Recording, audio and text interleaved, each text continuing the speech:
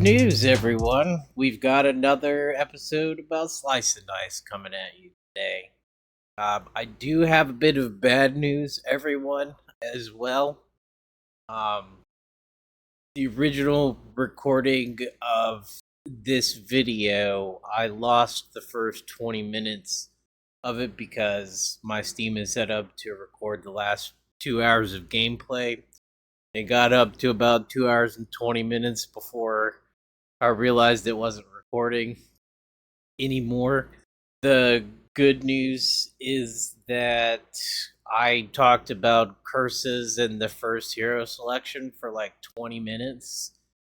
So the only thing that was really lost was the first fight, which is, not very eventful anyway. So the vast majority of the gameplay is fine, and I can repeat the things that I said about the curses in the first hero selection right now. So, not much is lost, but we're gonna do a big info dump today about hard and your basic game plan, and we're gonna talk about the curses and uh, some item choices and whatnot. Um, for some people that were asking about my win percentage, it's up to like 94%, and had a good like 35, 36 streak, and 41, and a couple other odd win streaks on this save file. So it's been, generally pretty strong, uh, consistent gameplay at this point. So I'm pretty happy with where I'm going in the game. I did get a one-on-one coaching session with Pitor, one of the main guys that made the book club tier list, and he gave me some pointers, and some of that knowledge is going to come out in this video. But yeah, like, I appreciate all the information he's given me, and just nice guy. But yeah, let's get into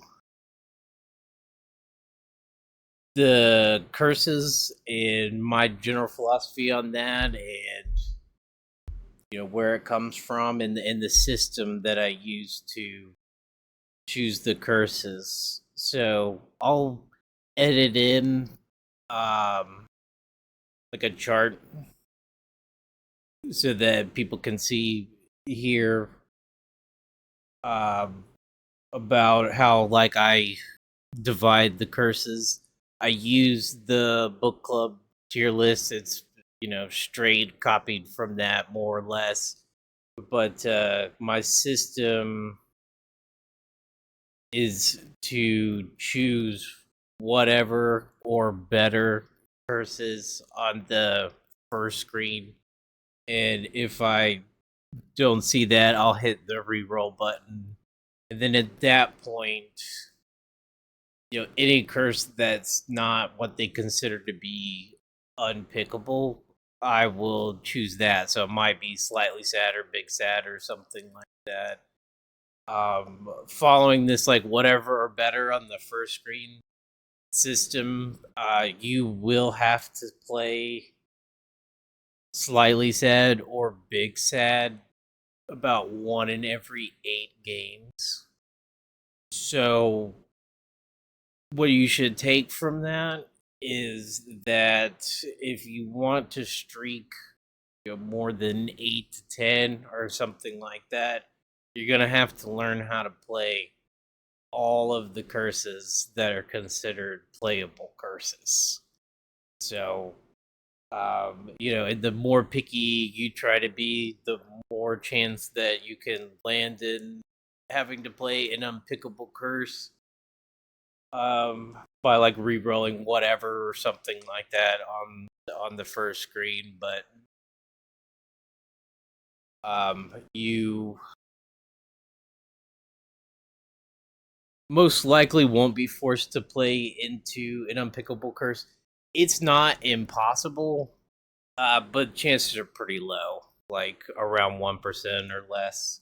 I know it's like under 2%, but it's kind of hard to do all this specific math for these curses that have their own like weighted rarity, and factor in all of this stuff when I know that in general it's like 2% for it to happen, and then with the rarity makes it even less likely. So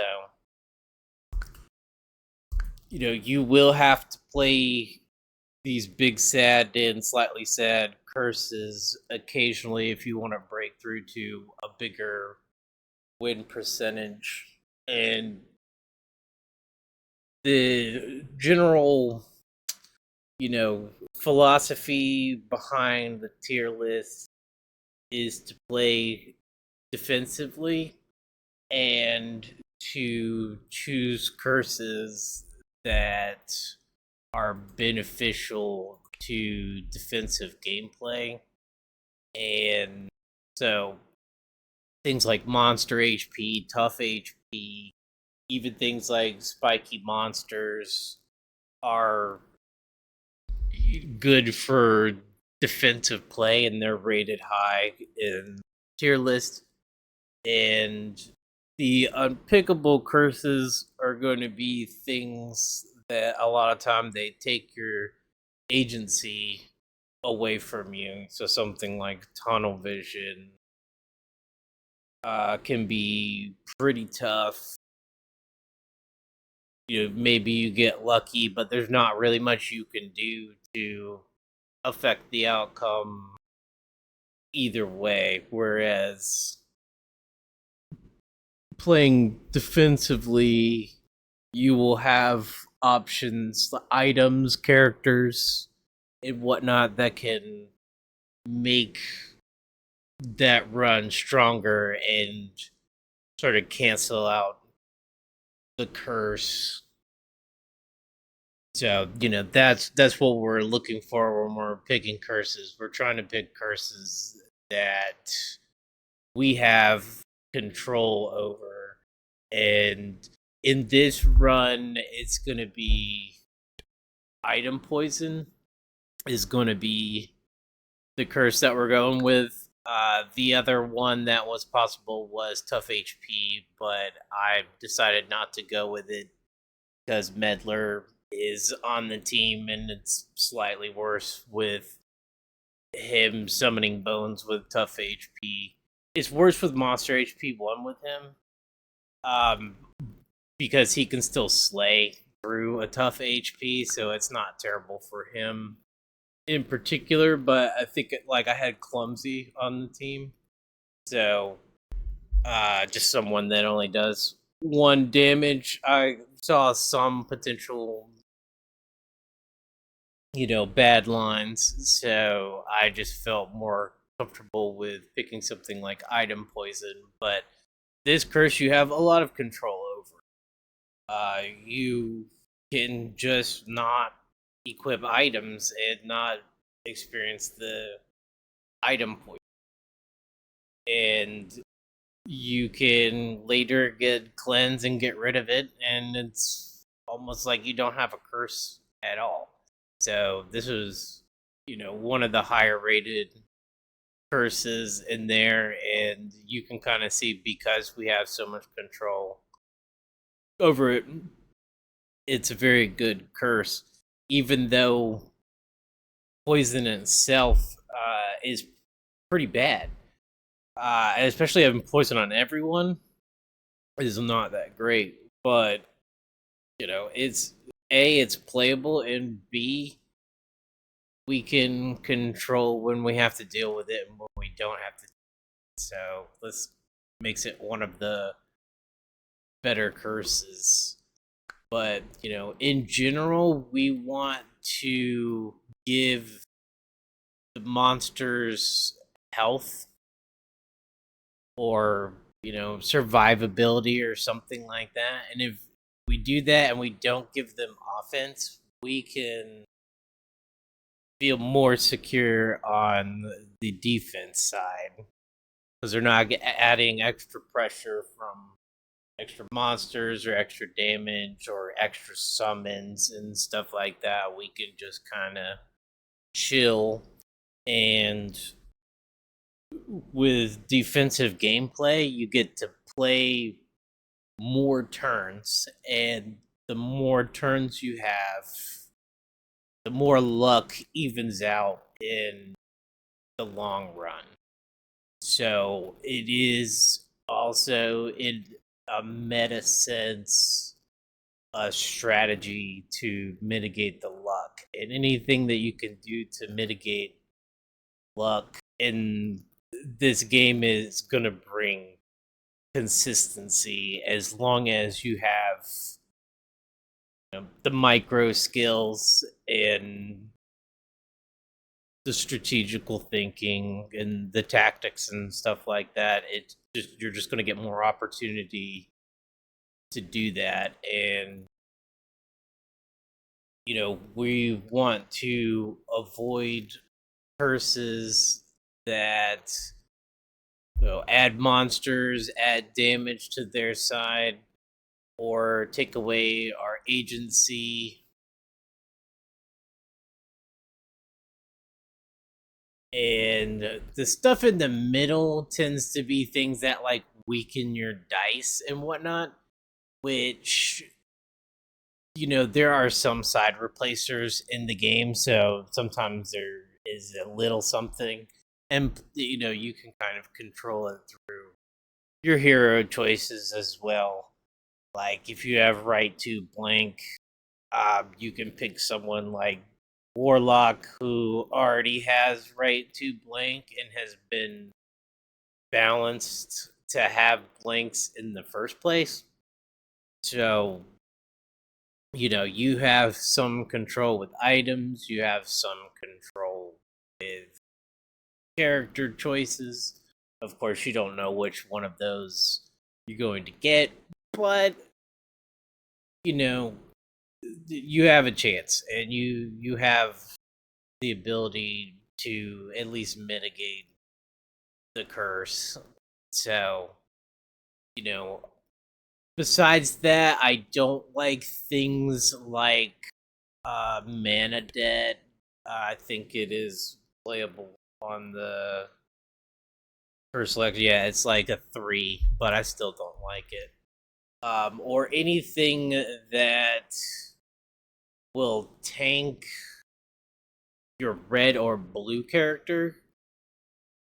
The mana is very important for mitigating luck on a micro level. Just having a bank with 2 mana in it that you can do a burst or defensive burst, save a character when you brick on a particular turn. I find that to be very valuable in the game.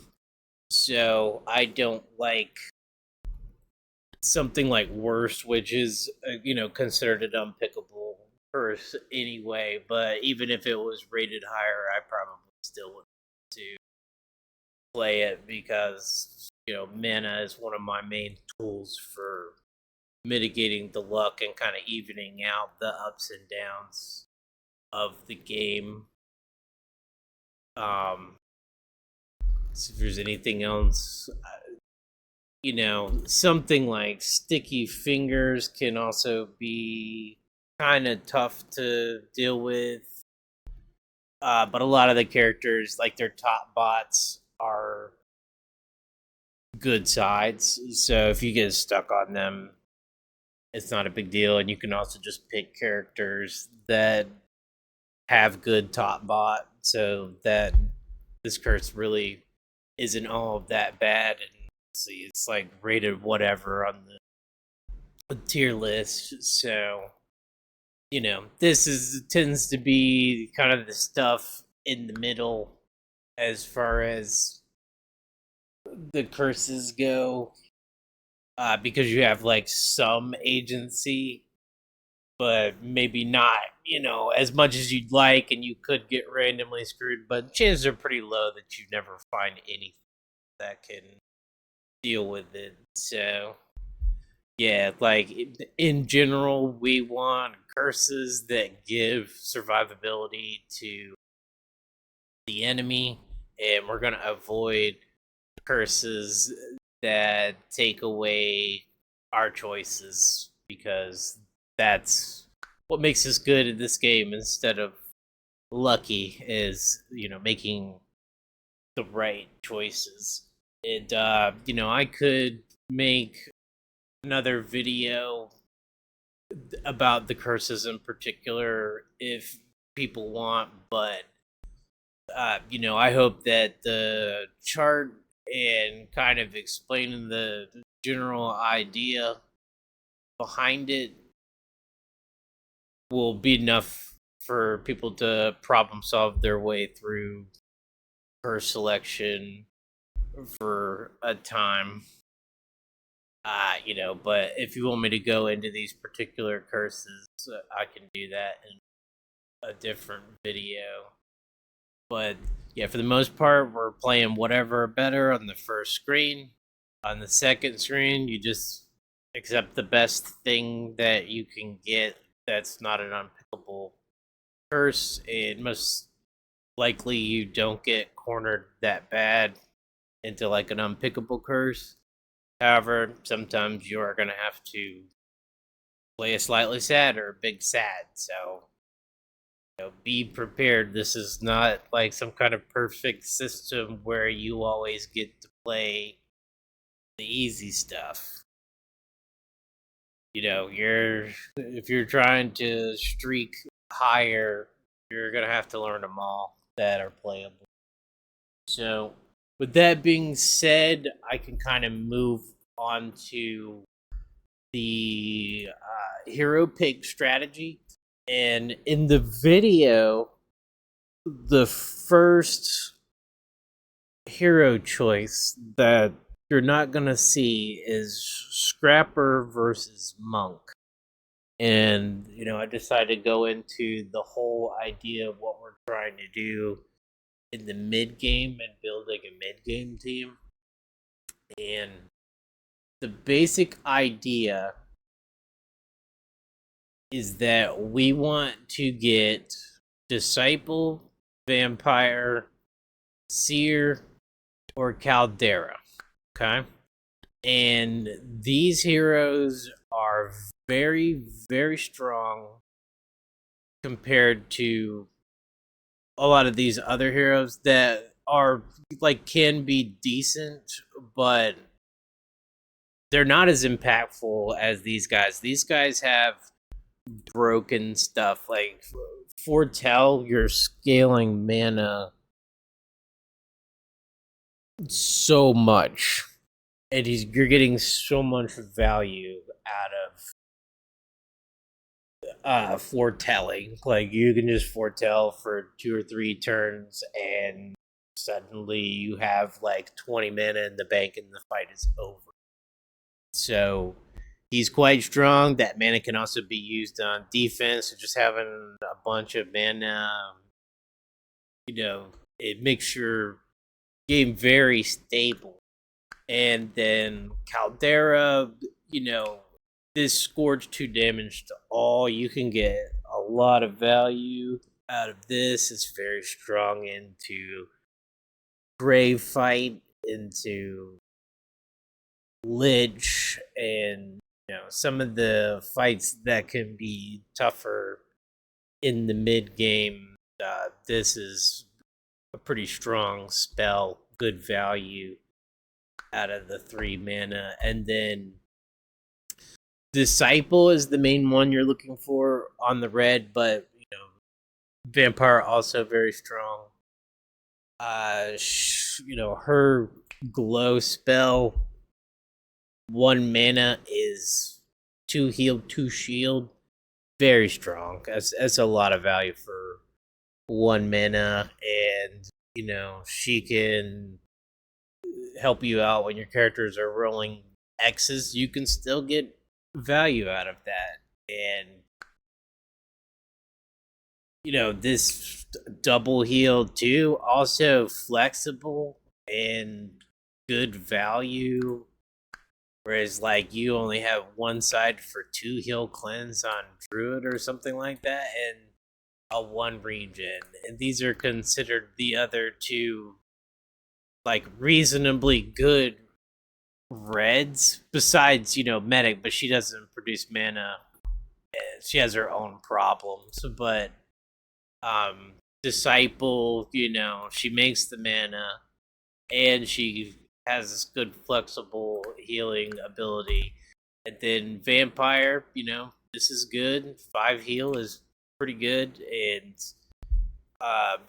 one to all is 5 health for 2 mana. It's also very efficient, very strong. And sometimes it's more if they're terminal. And on top of that, she's got the 2 mana and the 2 attack, so that consistently on turn one she does something versus nothing that some of these other reds might do on turn one because no one is damaged. So they have nothing to do, and at least these characters have mana sides they can roll, and they can help out with seer foretelling and stuff like that early on, and just pretty much lock in the fight from turn one. So the general strategy when we're getting these hero choices is we kind of want to sacrifice these orange and yellow choices, and maybe even the gray, to get these characters. And of course, you don't want to necessarily just completely brick your hero choice, like taking someone like Ninja. You can see I have 0% in Ninja. I never take this hero.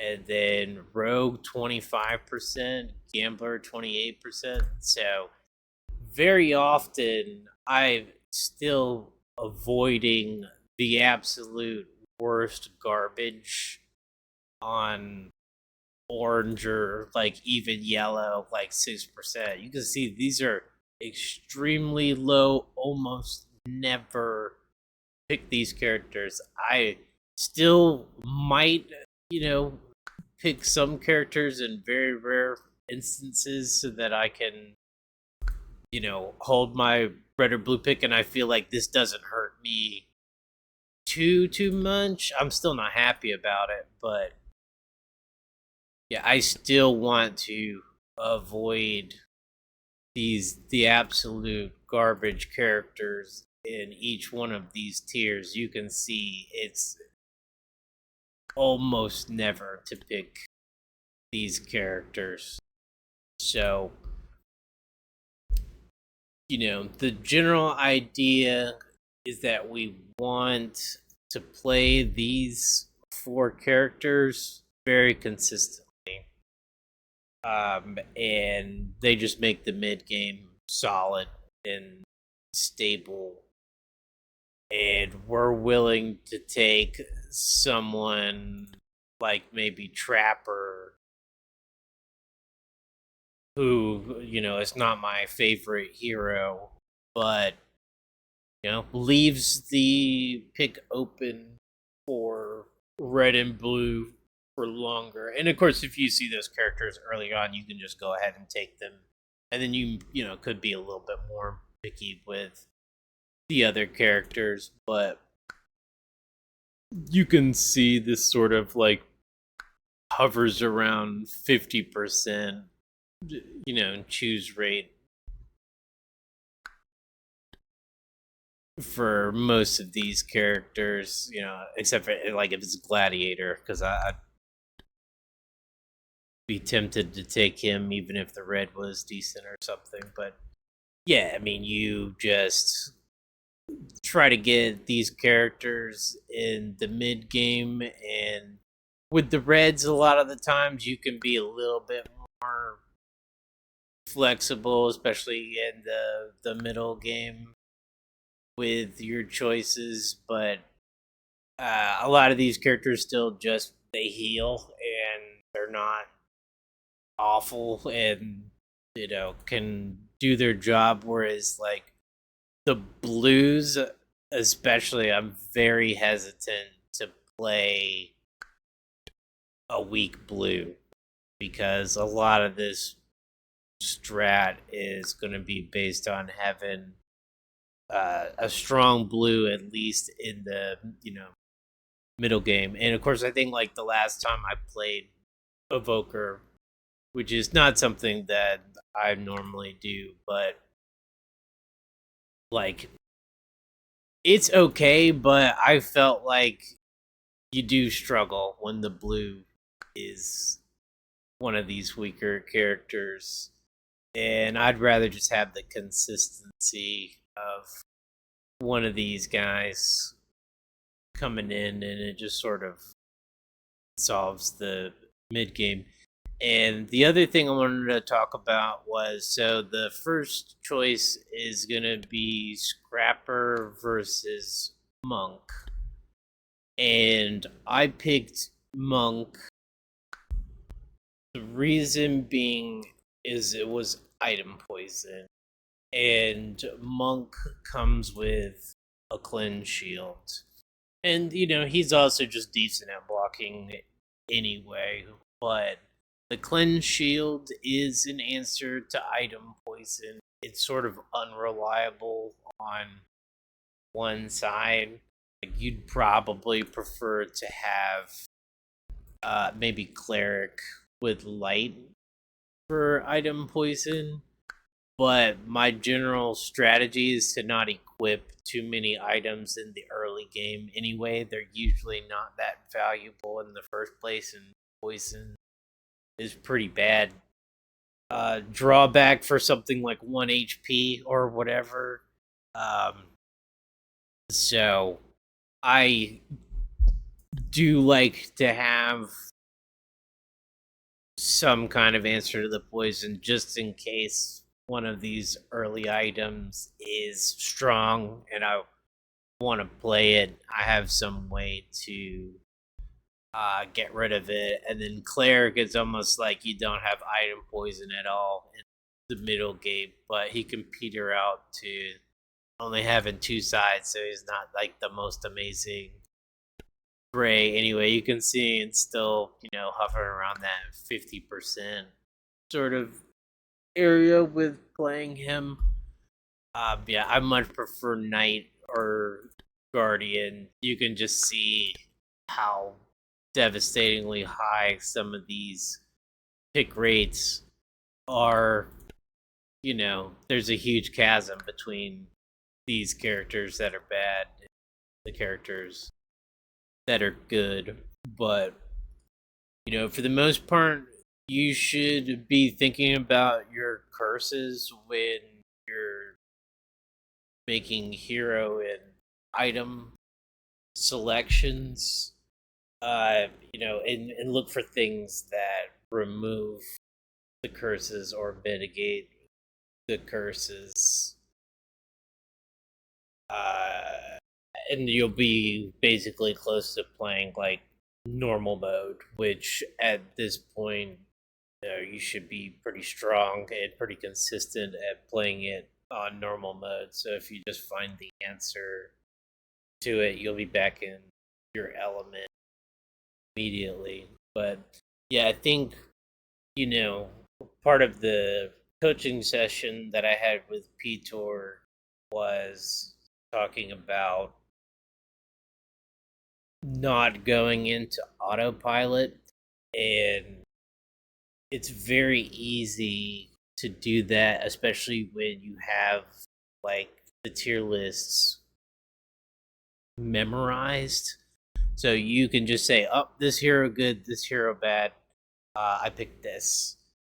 And the problem with that is that even if a hero is not that great on the tier lists, the curses can kind of maybe give them a tier higher in their value. Could be even more than that. It just kind of depends on the curse, but in general, like maybe a tier higher in their happiness rating if they haven't answered to the curse that you're currently playing. So when I see a hero selection, I like to say scrapper or monk into item poison. And when I say that into item poison, it kind of wakes my brain up and says, hey, are you looking for the counter to the curse right now? And then I also do that with the items as well. So it could be a good habit for you to adopt so that you can kind of like wake up your brain and be like, okay, I do have a problem that I'm dealing with, and maybe Monk is not, my favorite gray hero. Like, very clearly, I have these guys in the 70 to 90% range. Monk is like 51, but he'll do, and he has the answer to the curse. So I went ahead and went with that versus um, picking Scrapper, who can be good with a good gray later on down the line, but I kind of don't like him too much as like a first pick before I'm set up, because he kind of just does 1 damage or 2 damage or something like that. And I had, you'll see, like I have Brigand on the team who's a really strong tier 1 yellow. So it almost felt like maybe this is kind of a bit of a downgrade, even if it's just in the short term of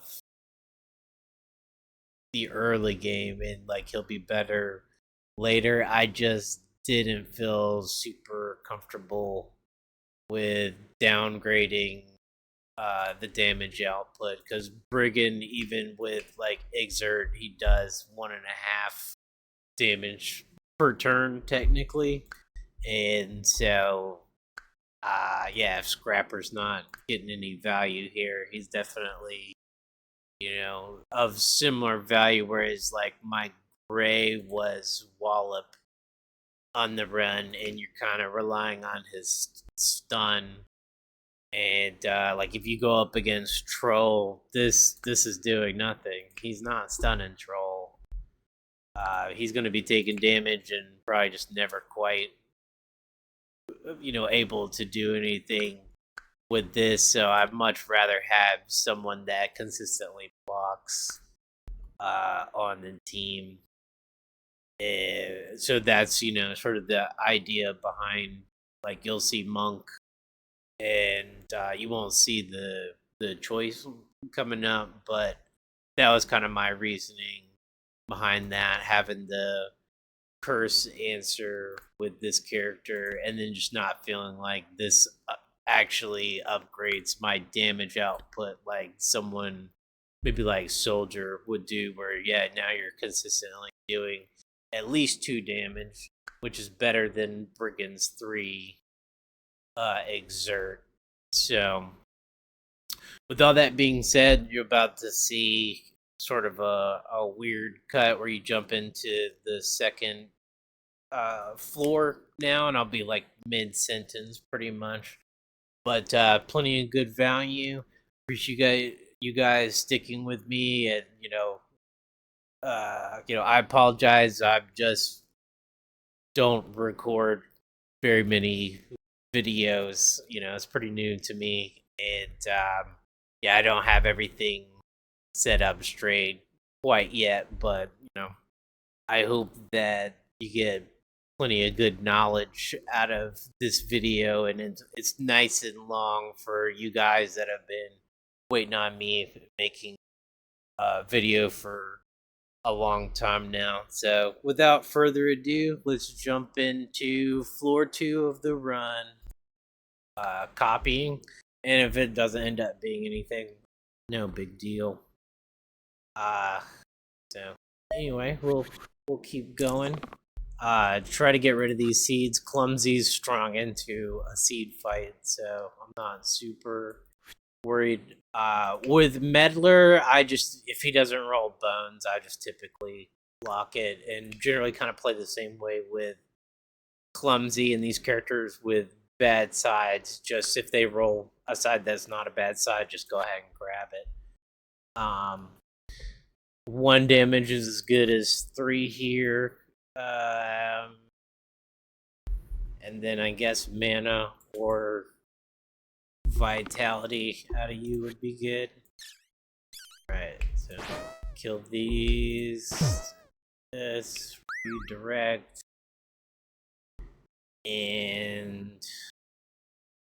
go ahead and hold the mana. Be more flexible here. Well, that's pretty much over. Alright. I don't really like either one of these items, to be honest.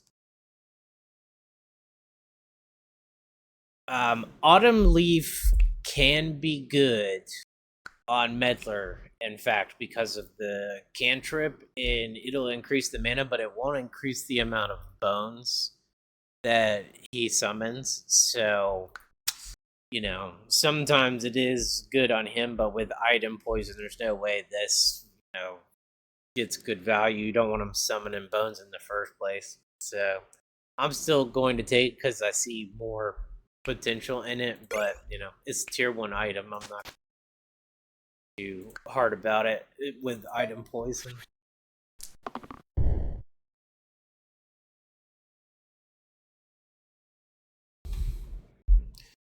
So if we could kill this boar, that would be good. And I think we just already have the damage to do that. Yeah.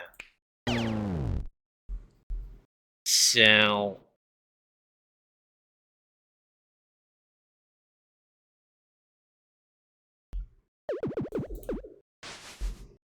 I'm gonna take all this and I'll just roll clumsy for something.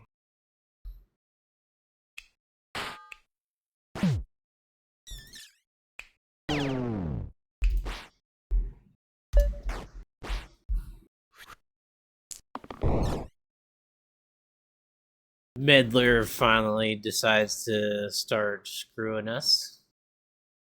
I want this.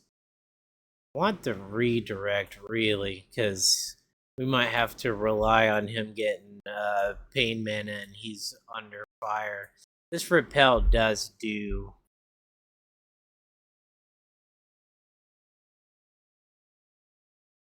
one damage.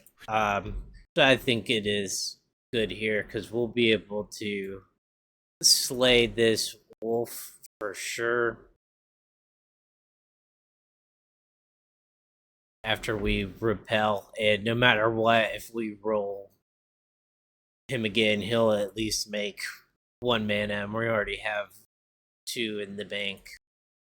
Of course, Clumsy wants to start being annoying. Okay, I think this is a good thing to settle for. Of course, Clumsy hit the wolf and made this awkward. Let's see. He can kill the wolf, burst this guy. 6-11. Yeah, he should run. Okay. Here, I can pretty much tell you we're definitely going soldier into this fight. I'm actually happy about not getting Scrapper, getting soldier instead. He's a very reliable character, and Bramble in particular, your yellow upgrade is going to be very strong into him in general because they have multiple sides with like medium damage on them, and it's a lot tougher to run out of sides on the yellow. But if you have someone like Fighter, he's doing like total of like 6 damage or something like that, so he can't quite handle a target this big by himself. But you look at Soldier, he does 6, 8, 10 damage. He can almost kill Bramble by himself, where like a tier 1 yellow would be like half as much. And if you look at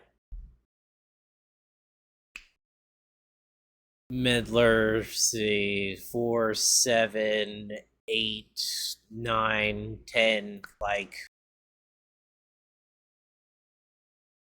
and this is like a broken tier 1 blue, but with a drawback that's very strong that balances them out. So just checking these sides, but yeah, like it's also just convenient because we want to hold our blue pick and stuff like that. But yeah, this is a pretty easy decision in my opinion. So yeah, we're not gonna give ourselves any item poison, but it can be good to check your items every once in a while and just make sure there's not something that you're not thinking about or whatnot. But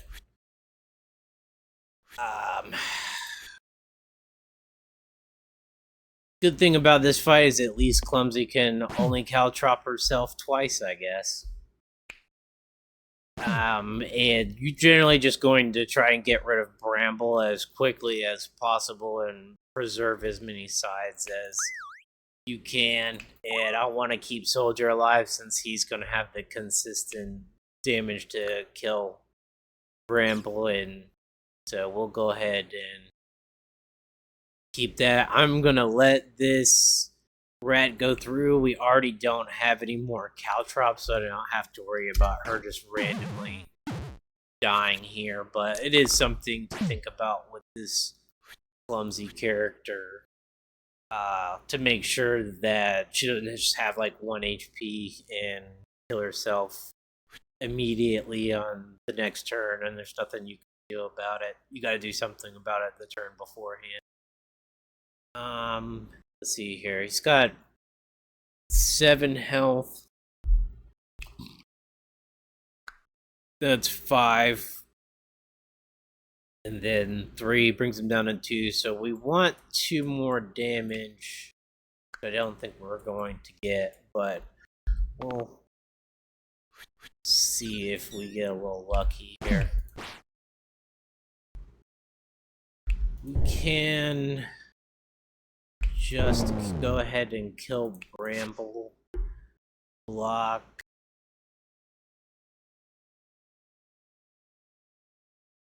Yeah, and we'll finish it up next turn.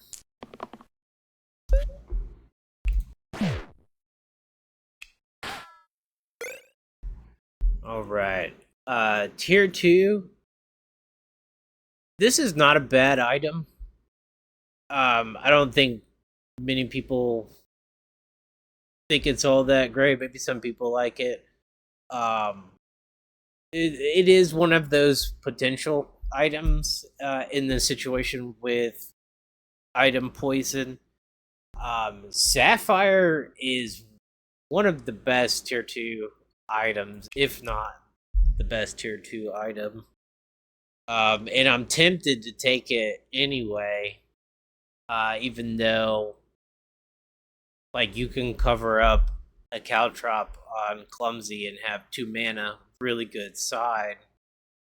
And like, yeah, you get the poison, but if you factor in that you're going to caltrop occasionally, it's almost like having the poison anyway. I just don't see much potential with it with item poison.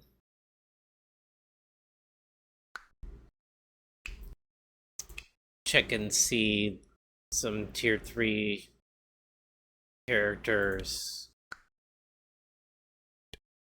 You're not gonna like it. You're not gonna like it. We're not playing you anyway.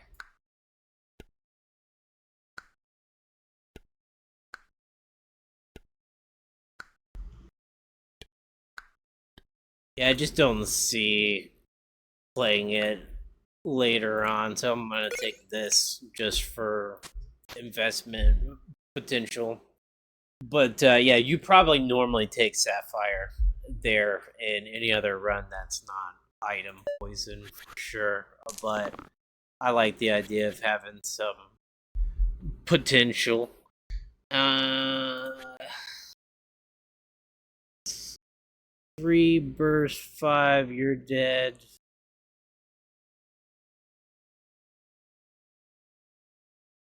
2 shield saves you.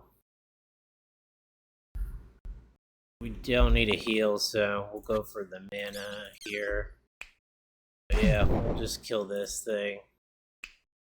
Hit these guys, save Acolyte, and yeah, just kill a goblin this turn, which should be fairly easy as long as Meddler doesn't screw us with the bones. Disciple's one of the characters that we're looking for, so that's good. And it kind of sucks because I would like to get rid of Clumsy, and Meddler's time is about to be up here one way or another. Don't like taking this guy far into the game a lot of times. You want to get rid of him so that it doesn't screw you on random bone stuff, but my team generally feels solid on the damage, so I'm not stressing it too much. But yeah, generally you want to be kicking this guy out of the team before he causes you problems on floor 8 or something like that. But yeah, I'm gonna go ahead and take Disciple here because it's one of the characters I'm specifically looking for. But Juggler's a good choice for the in general, but in this against Disciple, I think I'd rather have Disciple. And yeah, see here, Meddler has decided to start causing problems. Um, but I'm not super worried because he can just slay this slate, and it's super strong. So, and we can even kill this thing. Yeah. So Terrarium could fix Meddler's sides, and you could be less worried about taking him into the next fight. Um, Viscera, I'm not like a huge fan of this item, but it's not terrible either. Um, you generally, well, I mean, maybe I should not say not terrible because it's really not that great. But if you have like heal shield side, you can use stuff like this to create effect, but I feel like it's very specific to generally having an answer to mitigate his side versus just trading your health, stuff like that. But anyway, I don't care for 2 random 2s either, so I'll go ahead and take this. And you've got several characters in the game that um, don't even have anything on the right hand side, and so this is an item that can give you value, and we're already kind of getting some cutesy possibilities with origami and whatnot. So with these like side replacers and being able to buff stuff, P cap. So we've got potential items. That's what we're looking for in item poison, and I do think that covering up these bone sides is worth the 1 poison on this character, and we have Monk with the cleanse shield to help mitigate this problem, and that that's exactly why we wanted Monk in the first place instead of taking I think it was Scrapper in that situation. Um, but yeah, so I think the one poison will be worth it. Um, what we would like to do is get the redirect on Monk and pull this from Clumsy. We add this two shields to it and we get rid of both of these guys at the same time. Otherwise, I don't see us coming up with 6 shield. I mean, you could get 2 here, and then you could get the repel would be enough as long as Disciple rolls the 2 mana. But if she doesn't, this won't be enough. And there's definitely a good combo here with this.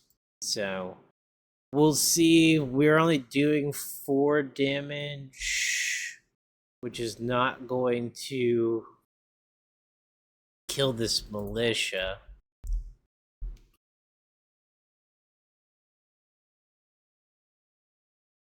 This 2 shield is good, but if we made some mana, we'd have some flexibility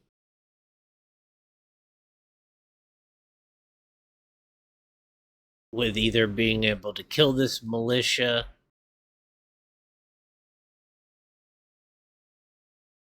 or make it flee. But we'd have to get at least 2 mana.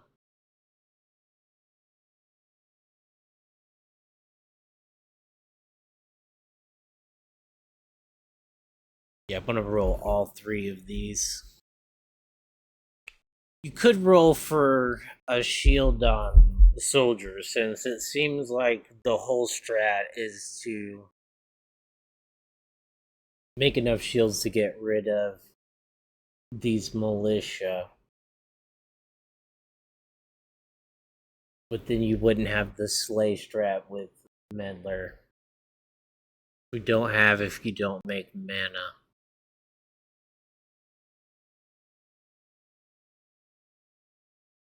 Yeah, we'll stick with it. We'll roll these 3 characters and see what we get. Okay, now we're gonna settle for the 2 shield.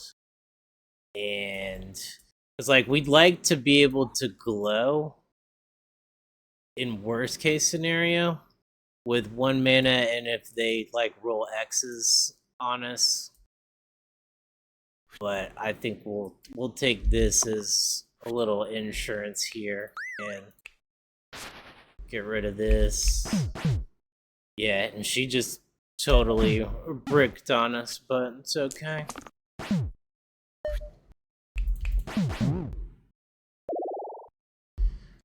We definitely don't want Evoker. If you remember last game, this guy was struggling even with powdered mana boosted him. And like I was saying before, we're looking for Seer or Caldera.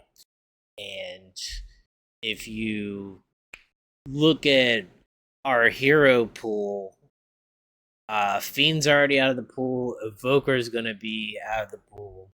And then we're going to get 2 more blue choices, which would leave 1, 2, 3, 4. So if we random, we'd have a 50-50 chance at getting one of these characters. So you can see how holding this blue pick for longer helps you eliminate some of the wrong choices and gives you a shot at randoming even if you don't hit it outright. But this will be a great upgrade. I think with Juggler being out pool, this is about as good as it gets right here with Spellblade. So I'm real happy about that pick, and I'm glad blue was something that was not good, and I didn't even have to worry about having to have Clumsy into this fight anyway.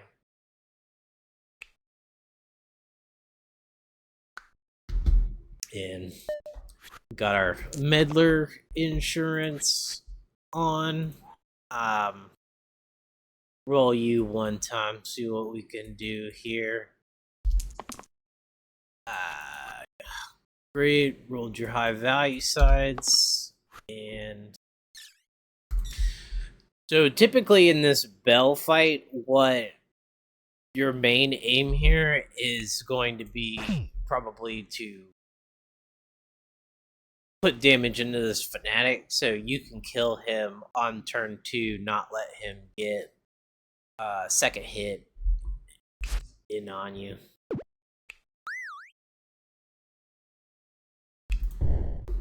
But yeah, we'll set him up to die next turn. Bell decides he's gonna be a pain in the butt, and yeah, like you can see this fanatic's getting big value off of his 4 health. He's hitting for 8, so definitely gonna see about killing him before he gets a chance. We pretty much already have it, so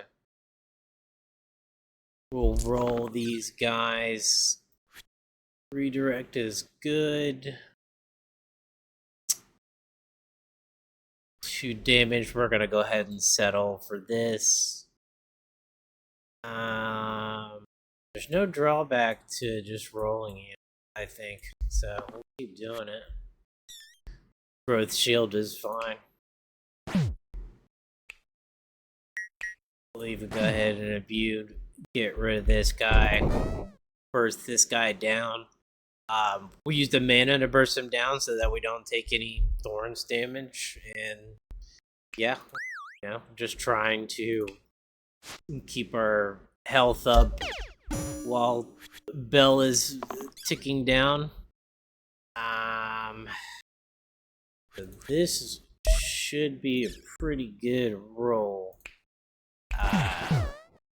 We can redirect off of Meddler here. Burst. Has 2 health. He probably runs here. But we'll get ourselves nice and healthy just in case. And he doesn't run, but all we have to do is roll 2 damage, which is almost guaranteed with having Meddler. So let's see. Glass Blade or Learn Hack. I like Glass Blade. I think it's one of the my highest pick rate item on tier 4.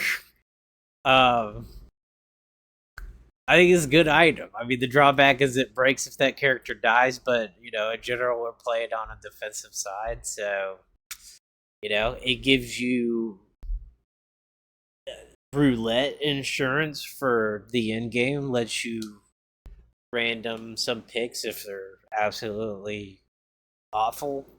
And 5 damage is a good side, especially in the mid game. 4 damage is real strong. 5 damage is good too, especially if you get monster HP or tough HP or something like that. That's giving you your 1 shot back on a character. So I think it's pretty strong. I don't know if it's strong enough to eat poison.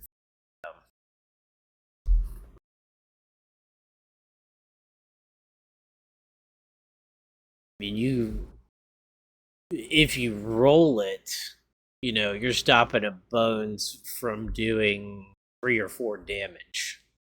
So 1 poison makes that good. The question is, do you roll it? So I think we have 1 character with poison right now and 1 answer to poison. And I think you've seen that we haven't even been able to roll the cleanse all that often, although I do just pretty much auto lock his redirect, but I'll keep it off to the side. It can be super valuable for get earn or something like that. So just another potential item. We can also equip it if I feel like we're not doing enough damage in a particular fight anyway. I'd like to see where we're at here because we have to save Meddler and Spellblade here. The only thing that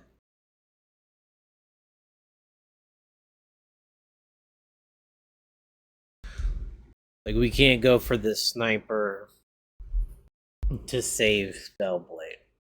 We've got to kill that Bones or block. So we'll see. We probably want to just avoid the damage on the character that's poisoned. Give him as much runway as possible. And we can take the heat off of this character. You can do it like this and get some value out of the heal here. And then go like that. The question is like we don't really want poison on this character when we could get the value of 2 out of a mana side. That character, the skeleton, we want it dead this turn. We don't have time to let the poison tick. We also don't have to take this, but I'm going to just kind of as insurance here, and we can roll these 2 characters. If we end up on heal, cool. I'd rather have mana here, and I'd rather have mana damage here as well, so we'll give these a roll. We could get double use out of the copycat blade.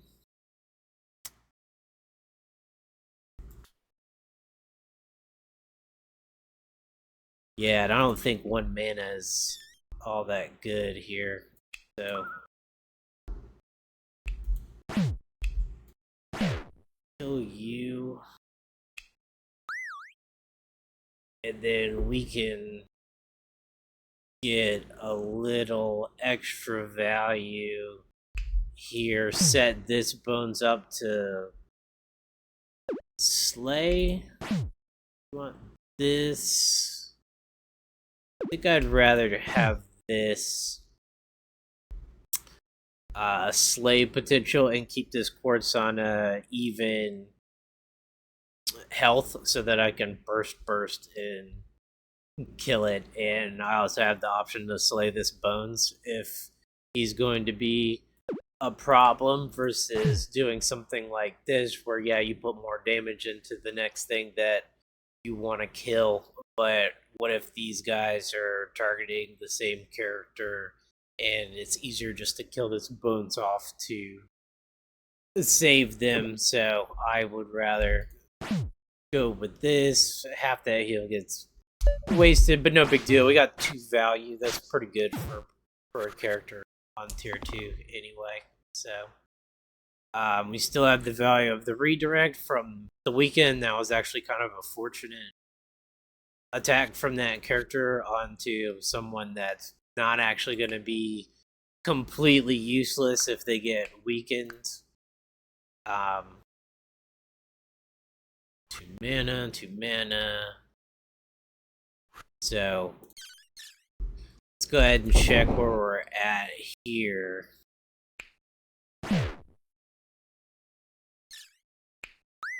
So we're okay.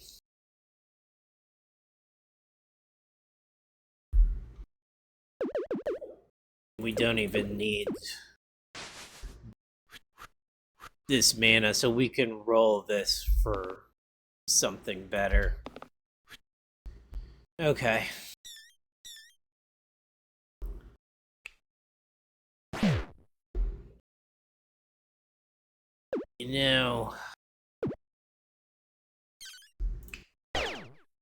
I'm curious.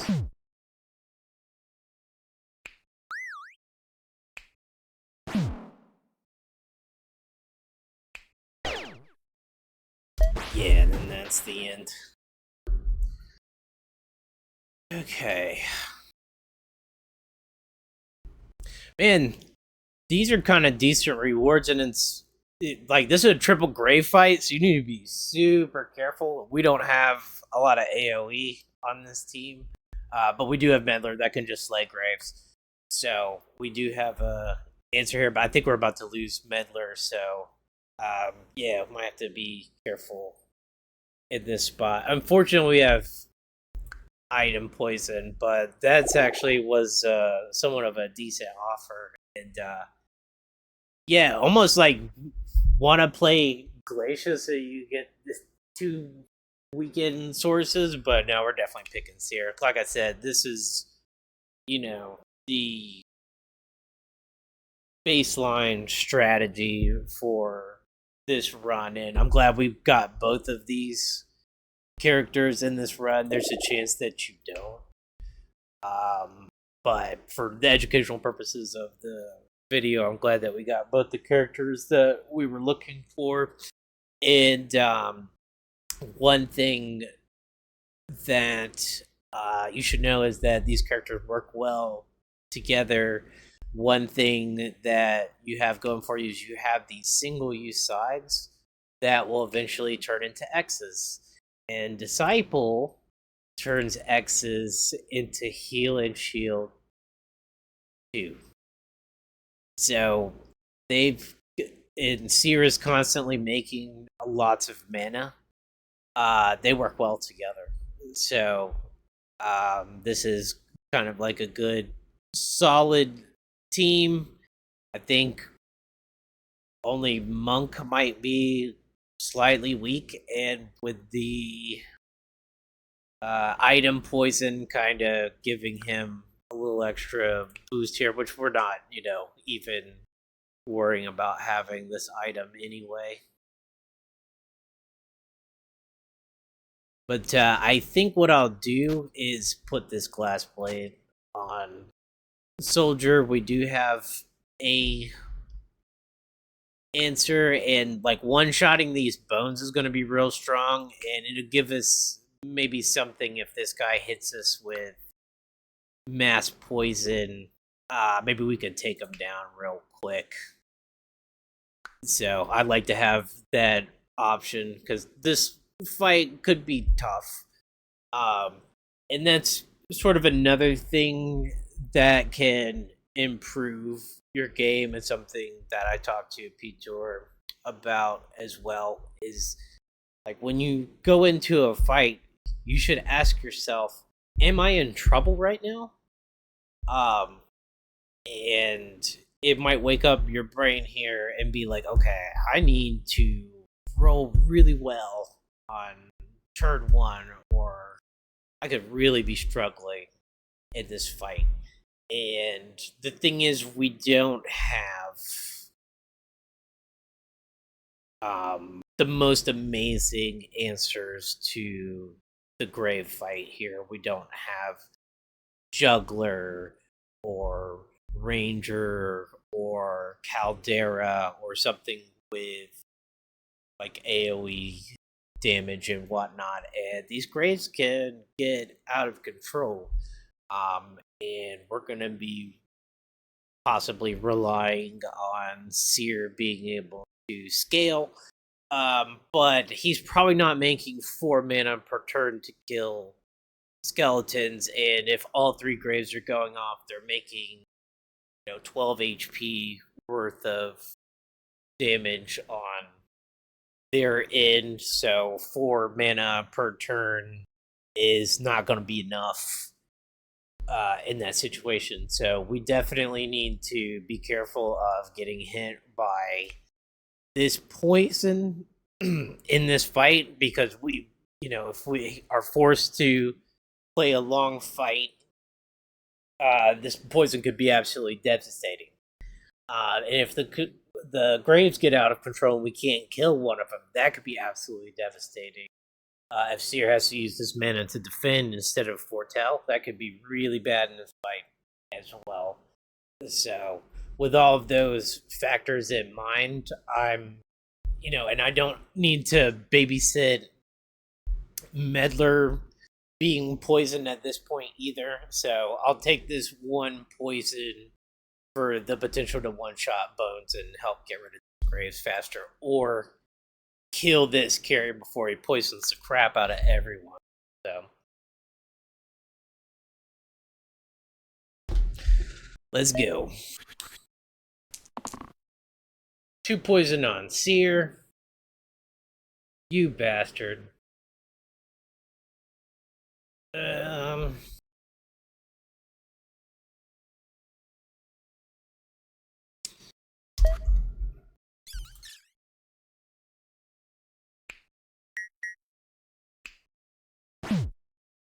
We could get up to 6 mana, which is a good start.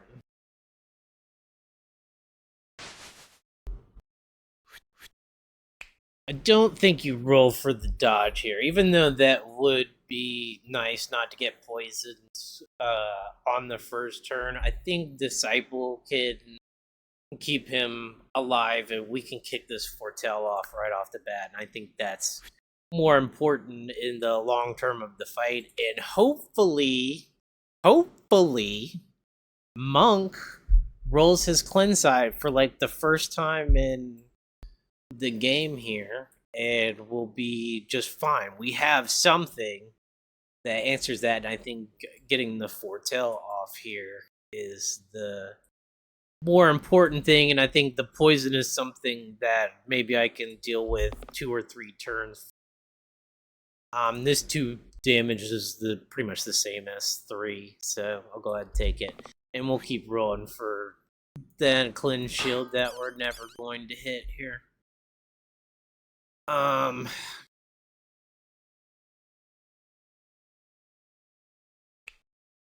I think we go ahead and take this double Foretell here and get rid of this piece of crap before things get out of control. The Graves, as long as we're killing the Bones and doing some splinter damage, they won't be terrible to deal with. We get the cleanse shield, and we want the mana damage here as well.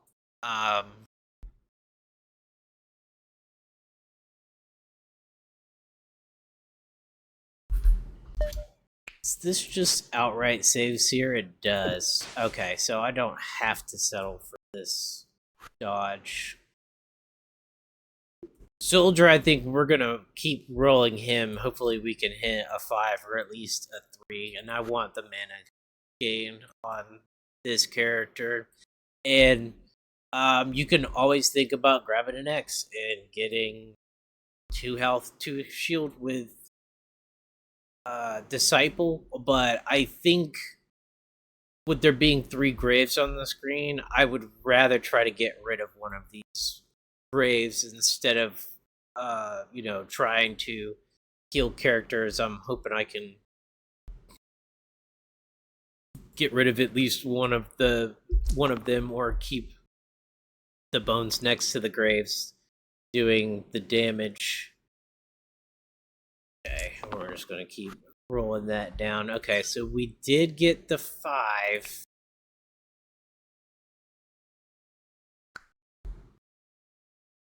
And we get the X for the glow.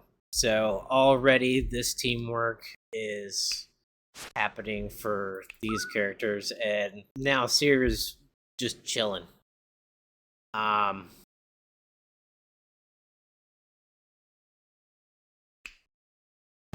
We hit this character for 1 and then do this.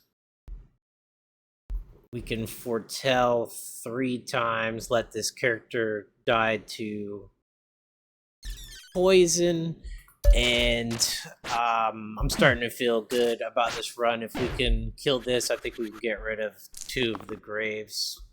Up here, we get 3 poison. That's awesome. This heal is going to be good value for these characters. Redirect is excellent, and then these other characters are going to go for offense.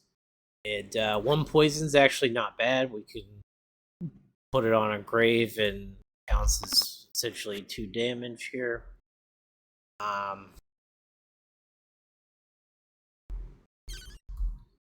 16 mana.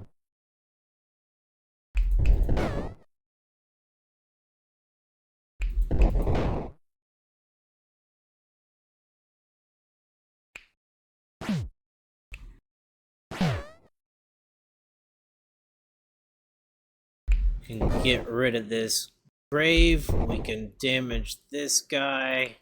And look at that. It was like we were never in trouble in the place. But that came about from aggressively making mana for Seer to foretell very early on in the fight. Dealing with the carrier. Sure, I'll block for 3. Alright, and we're out of there. Love Dragonhide gloves. One of my favorite tier 5 items. I'm sure it's I guess it's closer to, it's top third of items that I pick, but yeah, I think it's pretty strong, and it's another one of these just potential items. So I'll go ahead and take it. I'm not sure it does much of anything right now.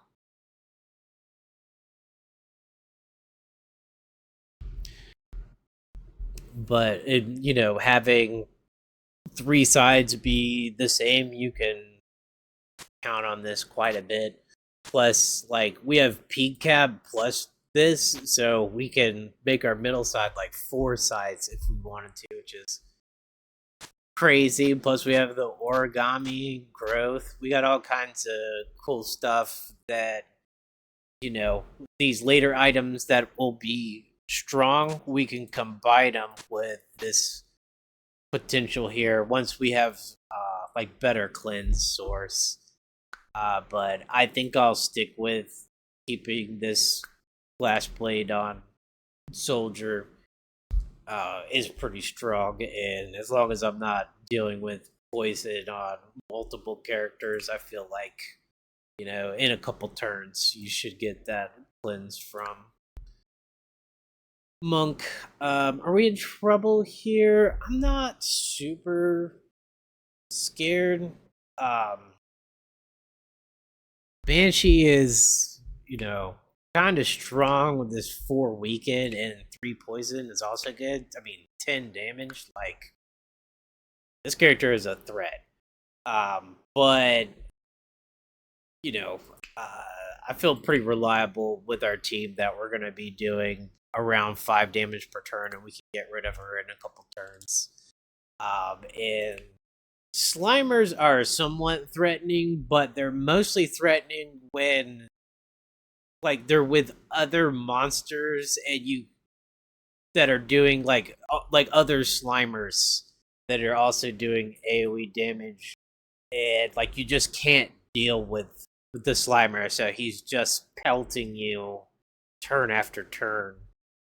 But singular Slimer, I'm less concerned about.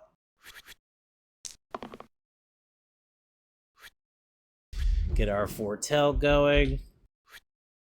We can get a cleanse shield on Disciple, pretty much canceling out this Banshee's turn, which I think is pretty strong. And these 2 characters will give them a chance to roll us something better here. But at least with Soldier, he always hits something, so I'm not super, worried. But we're definitely going to work on getting rid of this Banshee.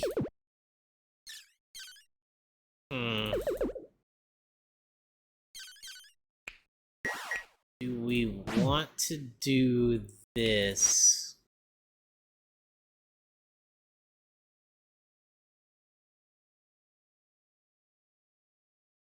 Because we have to burst Spellblade here, it looks like.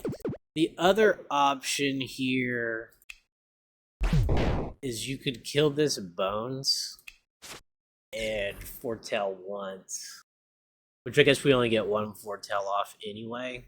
We've canceled out this Banshee's turn for the most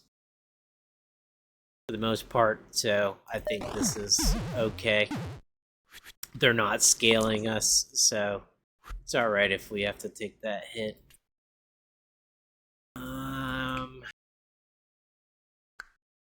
Redirect is tough to do with this bitch doing 10 damage. You can see, like, Monk is dying for 3 here, so we do have the mana to save him in worst case scenario.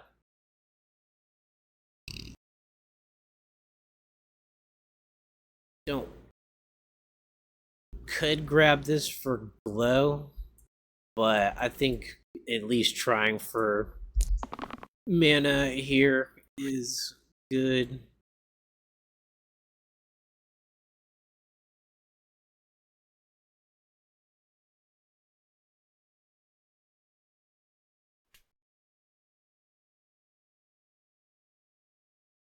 Because we're not going to kill this Banshee this turn, and we're all going to take 1 damage, which is a problem for Seer.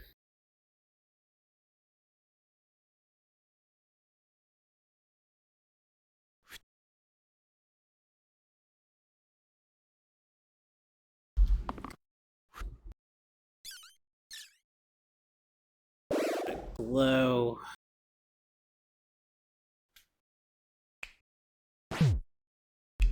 What does it look like if we do this? Okay, not bad, actually. Yeah, part of Seer is kind of just knowing when it's time to go ahead and dump that mana. Because I think if we just do this and this, we might want to, yeah, keep Disciple at a good health, and still got a mana. We still got 3 mana stick. We can make mana with these characters, and we just have this Slimer now, which I said I feel like is not very threatening by itself.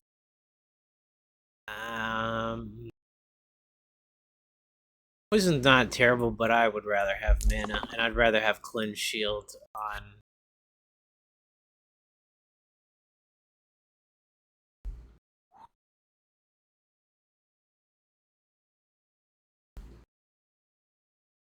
Monk.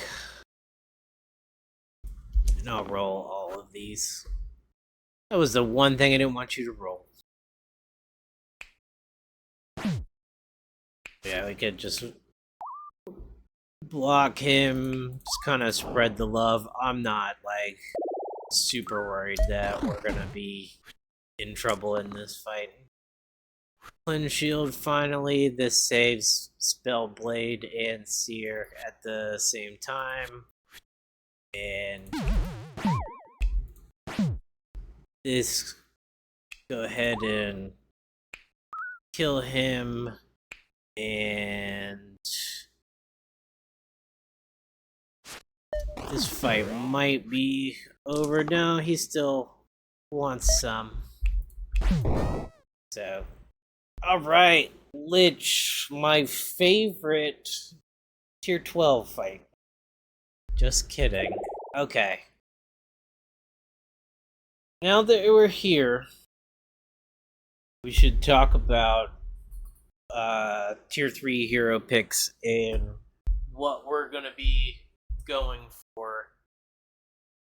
Okay, so with your tier 3 hero picks, what we're aiming for is to hold our blue pick and our red pick just like with tier 2. And the heroes that we're typically looking for are Warlock and Sorcerer, mainly into the hand, but of course any kind of like +1s or things that make him stronger can turn him into a good hero. This miasma spell's pretty decent, so but you know, this is the GOAT right here. And then for our reds, we're looking for Doctor, 100% pick rate. 100%. Every time I see this character, I grab it. And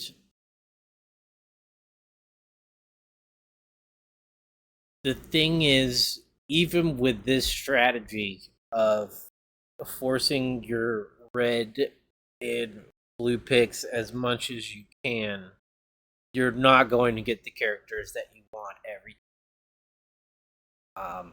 I think there's what, like maybe 120 some odd games on this save file right now. And Doctor, I got to play 45 of them, which is, you know, close to 1/3 of the time. So you can see that even though this strategy of forcing these four characters as much as you can is, it's good. It's the most reliable strategy that you can have, and this is, the advice that I had gotten from Pete Torres as far as choosing characters and whatnot, is to focus on these four characters. But you are not going to see these characters every game, even trying to manipulate it. And so that's why understanding the first video that I made, where I was talking about things like steel and charged and +1 on scale characters, I did mention a wanderer, but this guy is pretty freaking strong as well. Like these era blades, any of those tier 9 items that are top bot, like serration, just keeps getting more ridiculous. Poison dip just keeps getting more ridiculous. And so he can be a very strong character in the in game as well. Um, but in general, you try to force Warlock because this spell is so strong into pretty much every boss. The only boss that he's struggling with is Hexia a bit, but even then, one blaze is doing half of her health, and that's pretty good. So, um, you're typically looking to force this character when you're choosing items up until now. You're generally looking for things that are going to increase health. They're generally good on any character, but this is very helpful to a character like Warlock, who has pain mana and already only has 7 HP, stuff like that. So these lower tier items that I don't talk about too much, because you know I'm trying to talk about fundamentals, not like the specifics, like why is this item that good, and then you play 20 games and you don't even see this item. So how useful is that piece of information of whether or not this particular item is good and why it's better than this item, and then you don't even see it, or whatever. So that's not helpful. And there's hundreds of items, each one with their own individual story about they're kind of good sometimes in this particular situation or something like that. So I tried to stay away from talking about the items a lot because there's so much nuance in here, and a lot of them are just trash anyway. But my general philosophy on these lower level items in a game that doesn't have item poison is that you look for mana capacity, health. Shields are good. Plus the healing is good.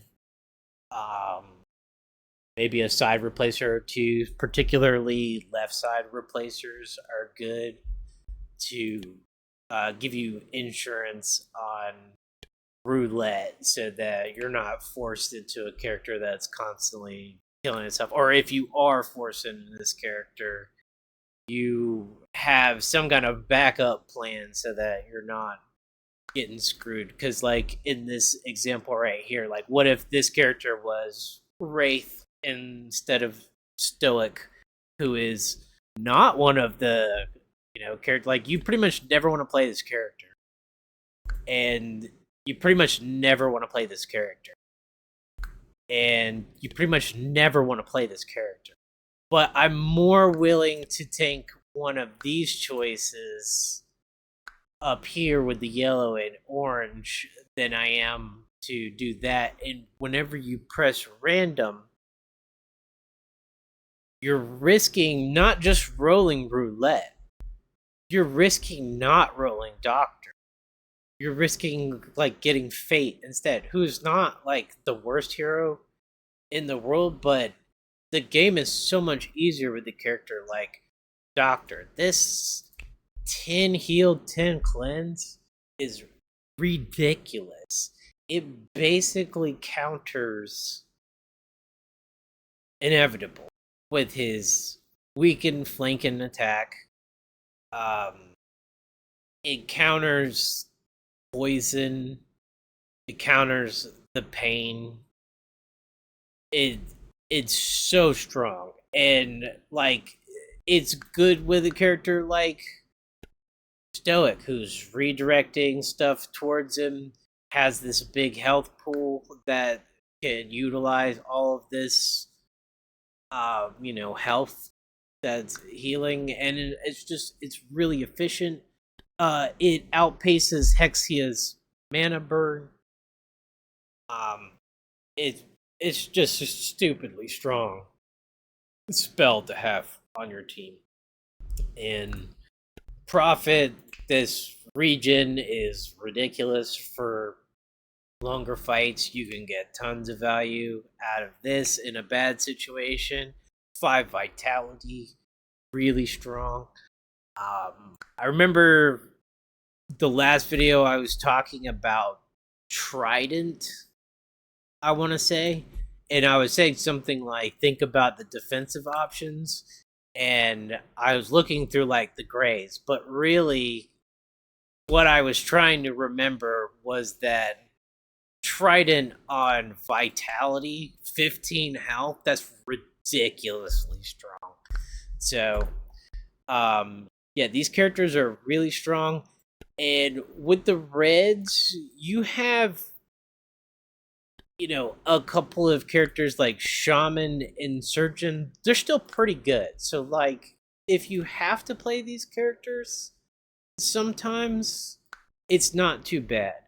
But with the blues, you do not want to play Cronus. You don't want to play Gas. You don't want Artificer. These characters are so much worse than these characters are. Whereas, like, Surgeon is, good but not great. But Doctor is great. And then Warlock is amazing. And Artificer is hot garbage. So that's part of the reason why the blue pick is sort of the priority in these runs, is because the other options are so bad. Because otherwise, forcing Doctor every run is probably more important than this if you had more mediocre options as far as your blue go. But because Shaman will do, because Surgeon will do most of the time, the priority goes to the blue pick. And this pick is more important than this pick. And then this pick is more important than this pick. And then this pick is more important than this pick. And this pick is more important than this pick. You go from bottom to top in your priority. And you're more willing to play a bad yellow or a bad orange than a bad blue or a bad red. And so, like, in this instance, this gray, Stoic, acceptable. Gassed is not. He can have, his time and place with certain boss fights and stuff like that if he shows up on floor 20 and it's the right time. Um, he's a better choice into the hand than like Artificer or something like that. And if you just haven't gotten a good pool or something like that, you could think about settling for a character like Gas, because that 3 weaken into the Saber is pretty strong. Plus the weaken into like Poison Cleaver or something like that's pretty good as well. But we're not gonna take him early for no reason. Especially since like Seer is good into Lich, because Lich forces long fights on you anyway. So this Foretell is going to give us tons of value, and probably wouldn't give him up anyway, unless it was Warlock or something. But yeah, and plus like Disciple is super strong in this fight as well, because you've got these petrifies that'll make X's on your characters. You could turn those X's into low value. Um, so we've got the setup for this fight, and I don't want to break up that combo anyway. But it's a shame we lose our cleanse here, and it does kind of give me pause with having this glass blade a little bit, because I'm never gonna have an answer for it. But I think we'll just go with um, what we have. I think Disciple, and Seer together has the healing power to keep somebody up with poison, and I think he's gonna get a lot of chances to roll this 5 damage side, so I'm gonna go ahead and let him do that.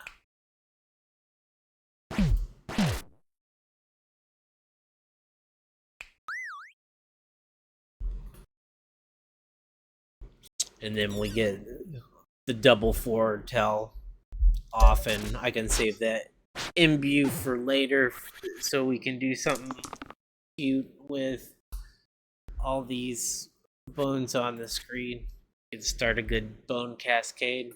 Now we're getting weakened next turn, and that's a good thing to be paying attention to, especially because like we have Spellblade, who's basically not going to do anything next turn. Um, and then Disciples do it one maybe. This is going to go down by 1, which is not good. It's kind of counterproductive to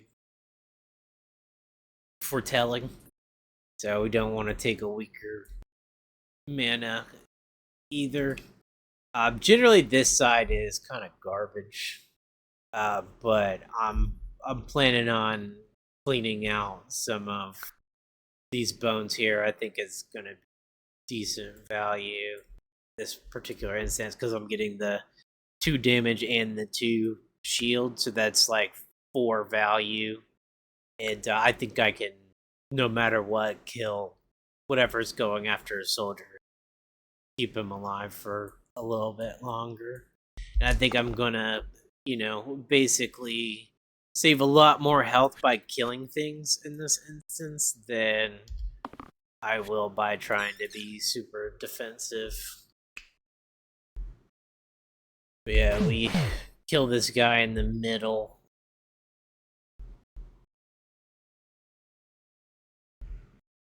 Um,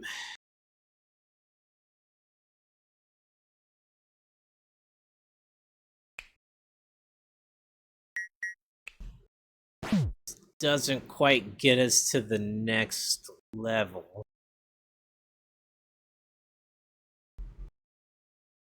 but it does allow us to foretell.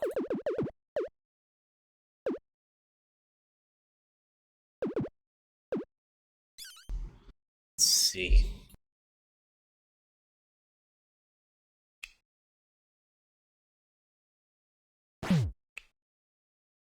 We always kill this guy.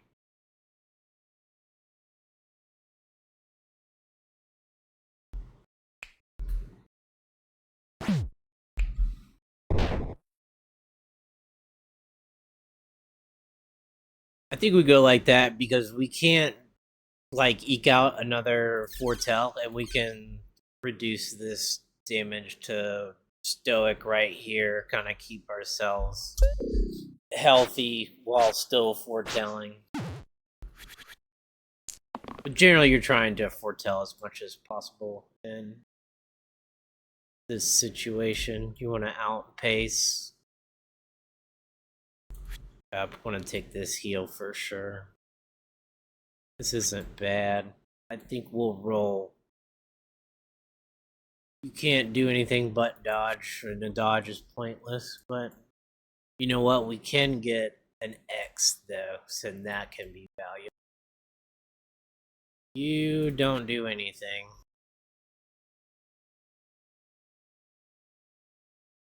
And then Soldier maybe rolls his 5 side. No.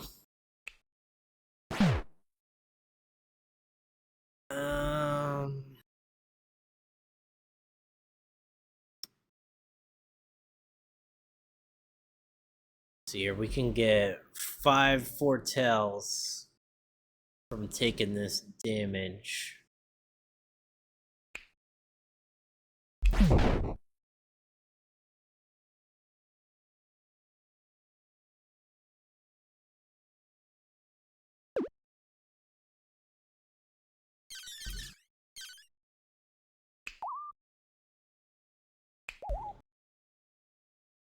Yeah, I think I'm just gonna keep on foretelling for as much value as I can get right now.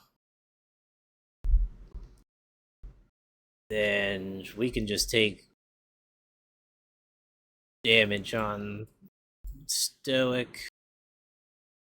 Growth mana on Seer is good. And like X is good on Disciple, but if we can get mana, that's also fine. The only thing we don't want is res Disciple.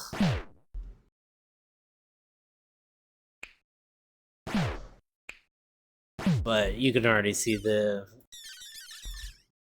we've foretelled to the moon at this point. We're making so much mana, the fight's pretty much over at this point. I'll take this as insurance, but I don't think we'll need it because Lich is summoning,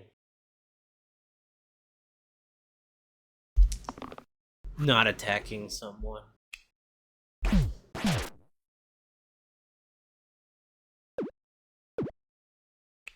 If you do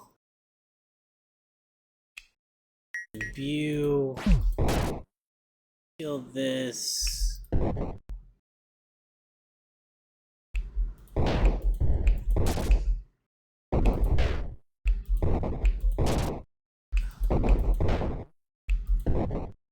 We still have 6 mana in the bank, or 4, but yeah, I mean that's just the power of Seer in this game. You see if you get the mana foretelling early, and like we had the backup plan of decide, like we had 2 X's and Disciple and Seer, sort of turned those with glow into 4 health, 4 shield.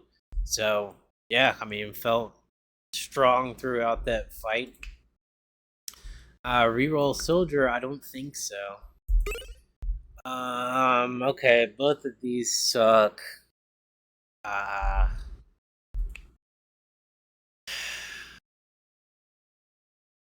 Even know if I want to talk about where these might be good.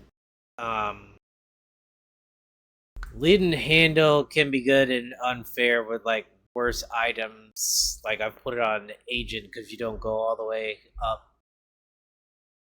In the item, you don't get tier 9s, and this is almost like Eye of Horus with a drawback, right? So, but heavy is a terrible drawback. So, maybe some potential here. This Demon Claw, I don't like it that much. But like theoretically, brawler with the steel side on the left. You could give them shields and rampage through a lot of stuff. So that's like my general idea with that item. And like say maybe sharp shot or something like that. Um, it's only one side, so.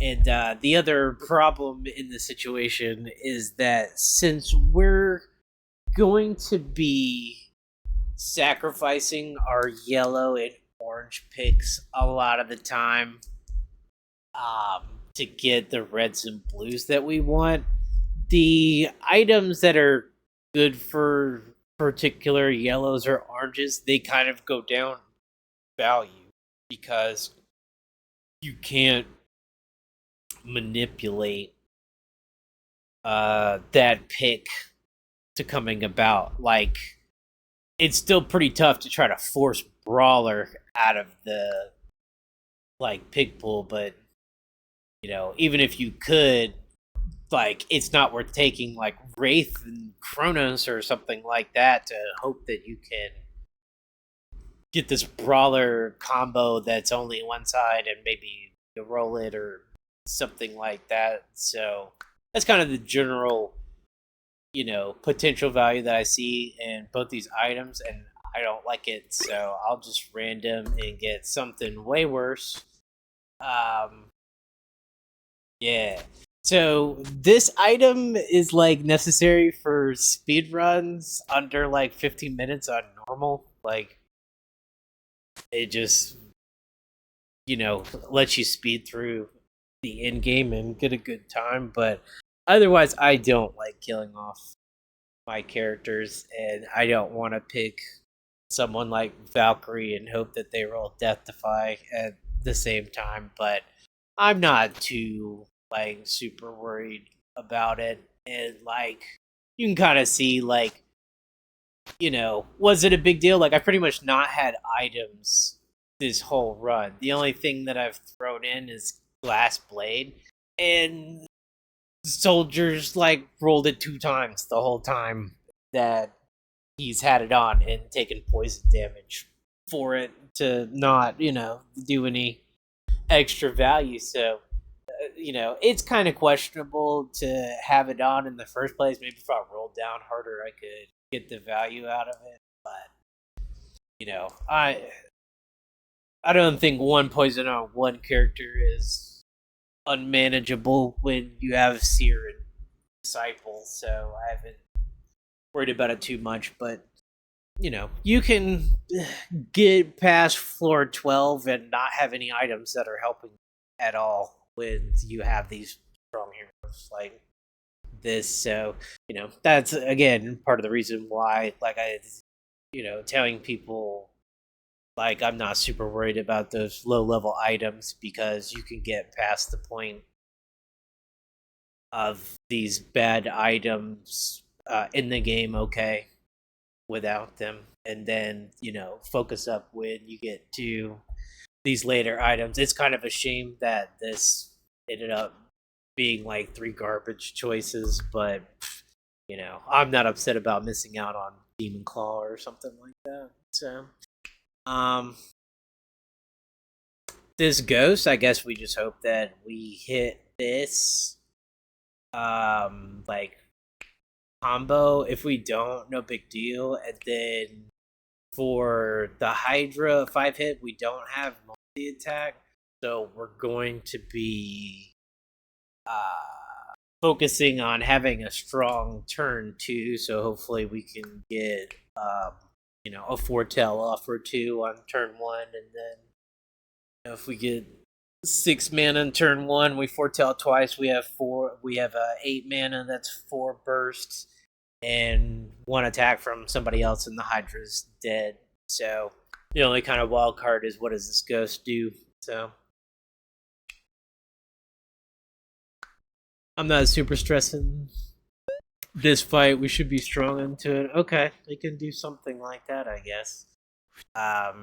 Redirect. Let's see. Yeah, you don't die. so that's good. Poison counts as 2 hits. But we kind of want to foretell. Let's see, 1, 2, 3, 4. Yeah, Disciple still has to roll something here. Oh no, I did not mean to press reroll. I was bent to get rid of this, but it turns out it's okay.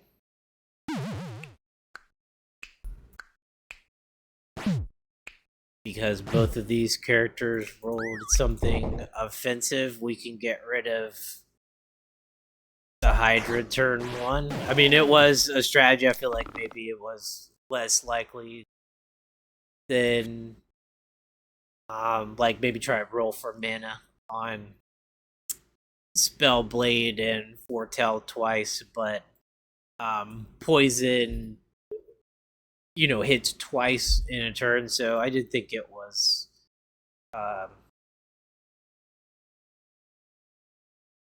trying to be more flexible in that spot, but it's all right.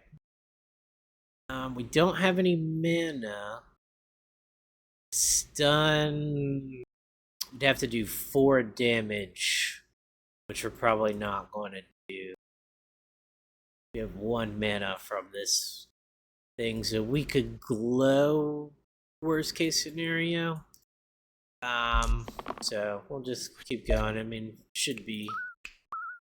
We can stun this guy now.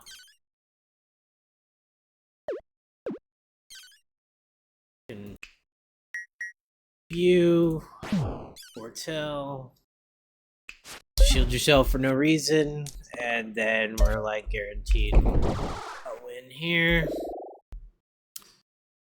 Wraith versus Brawler, perfect example of you just take whatever ELO as long as it's not complete garbage. There are some curses that can mess with this strategy as well. One of those being like right to blank curse, for example. Like right to blank stasis. Right.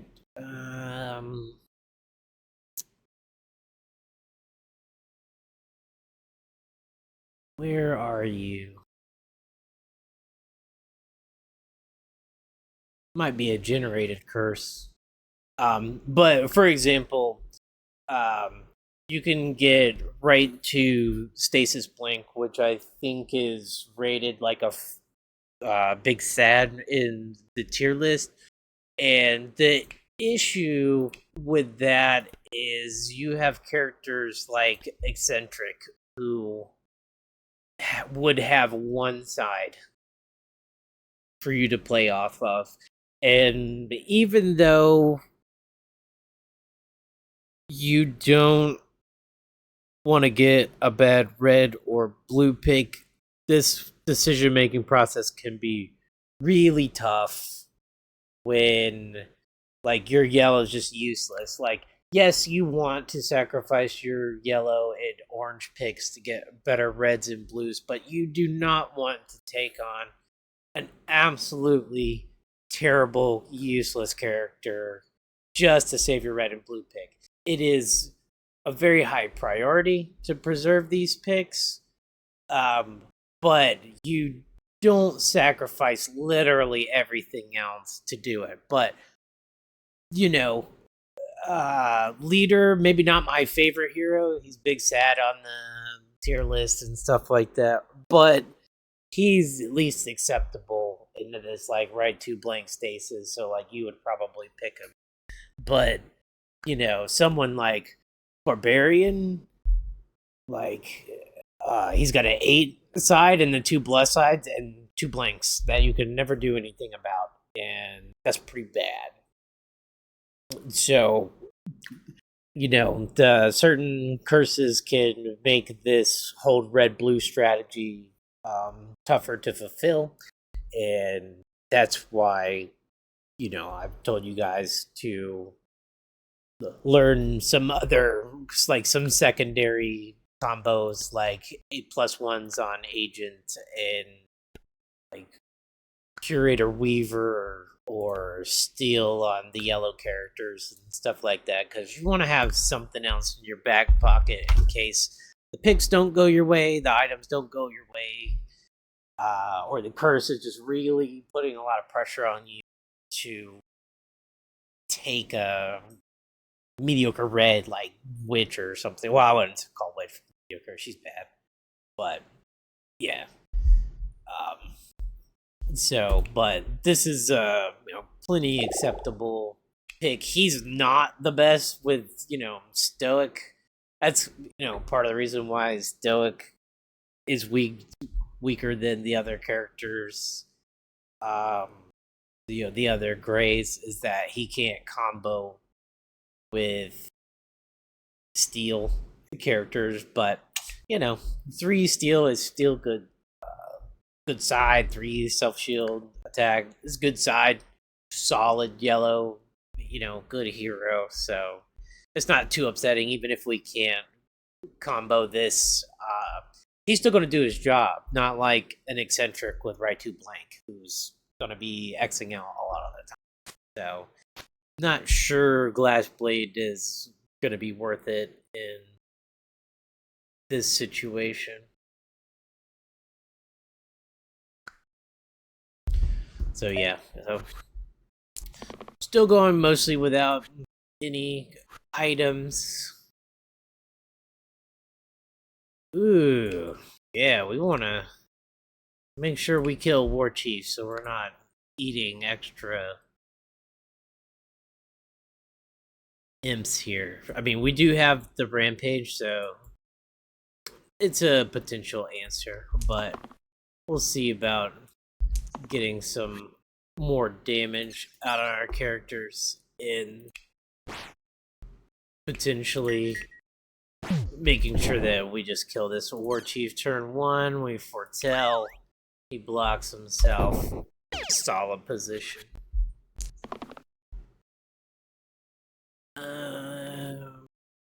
Don't really need to redirect. Like, damage is actually better here since we need to punch through these special HP on these demons. I'll roll for better on these characters. Okay.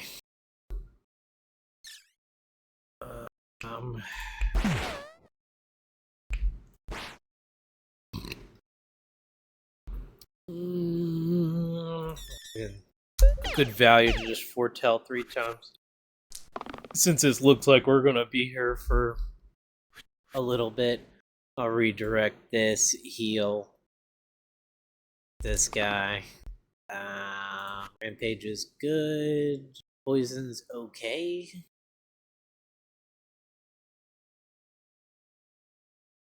Even if we get 1 more mana, it doesn't bust out a foretell, I don't think. So I think it's fine. Take that. Okay. And then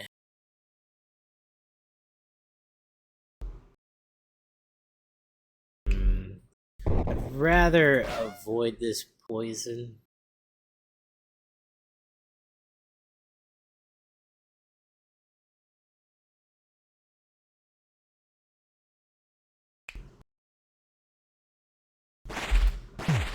Get rid of this guy and foretell 3 times.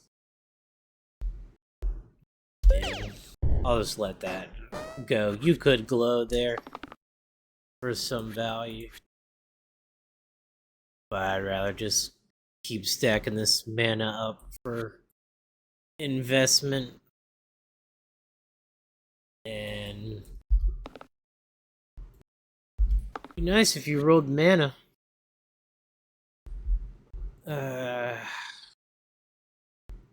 Okay.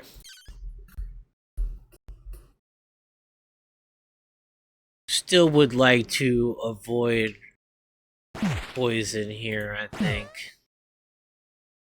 Just Orange is kind of in a tough spot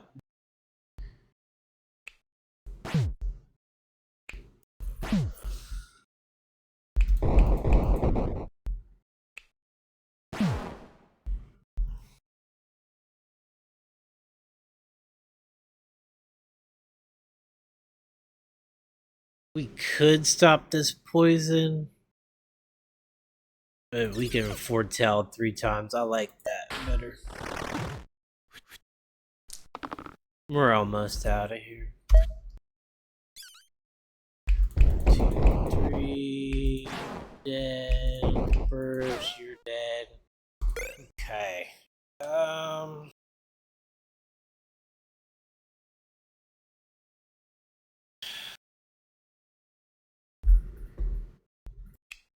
Broadsword, I don't feel like it's an improvement over Brawler, and it's kind of standard for an orange to do around 4 damage. So I'm not a huge fan of it. It'd be pretty good if you have like top blank, bot blank, or something like that, where you're just low on sides. And like this is 4 damage is solid, but it's not great going into the in game. It kind of goes down a little bit in value. Mana game with 1 pip is nice. Um, there's only some heroes that like it. Um, and we're definitely not gonna get curator. We could get agent, but again, that's an orange character, and the value is less. But it also works with sorcerer. It works with wizard as well to a decent effect, and it works with spellblade right now. Um,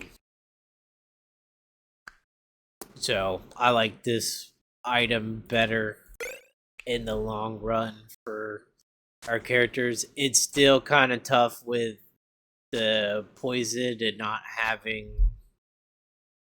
a cleanse answer here, but we're still hoping we get doctor or shaman on this run, but it might be a little bit.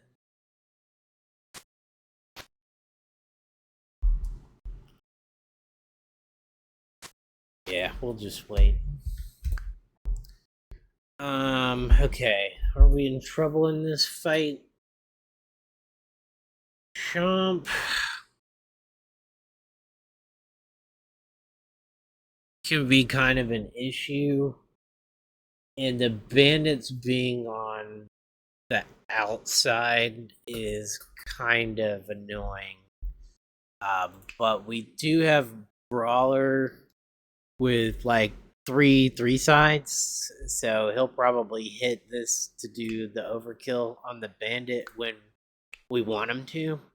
So that's some good news. We should be able to overkill to get rid of these bandits. I think the main thing that I'm worried about is like Spellblade taking a hit from someone and not wanting to hit into the chump or something, because ogres typically you ignore them until you kill everything else and then you try to kill them, but it might be the right idea to go for him first and not take this uh, pain damage. So got a couple ideas here, what we can do in this fight, but it can be tough if they're doing 2 poison. Like 6-5 damage is still pretty strong. And chomp hits for 7 as well, 5-7. So we're gonna have some big single target damage hits on this fight coming up.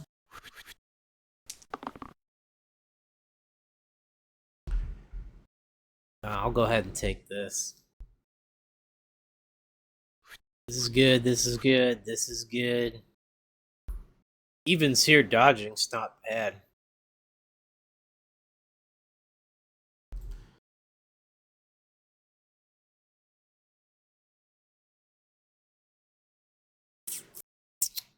Yeah, because we might be looking at some sort of turn 2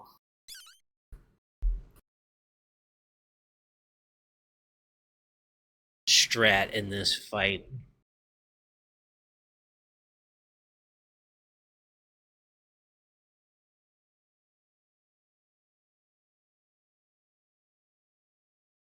We can always imbue to get this guy onto the 1 health, or not imbue.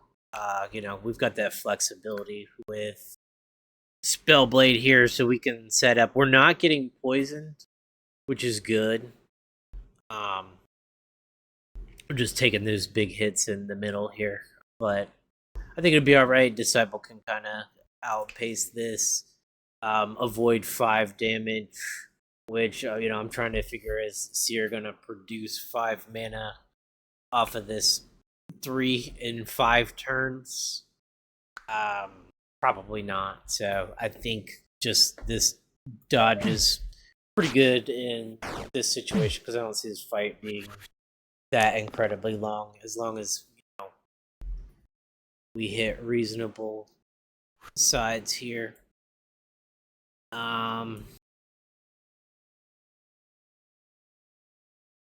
want a 3-side from Brawler.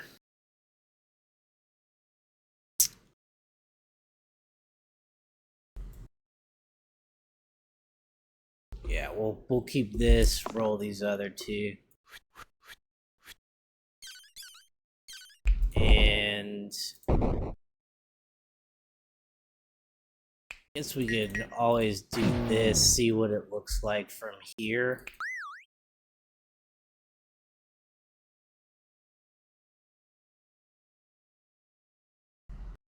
Yeah, so it looks, decent from here, so I think I'll take all of this stuff. Except for this, because I think there's only upside to rolling this dice. Okay. So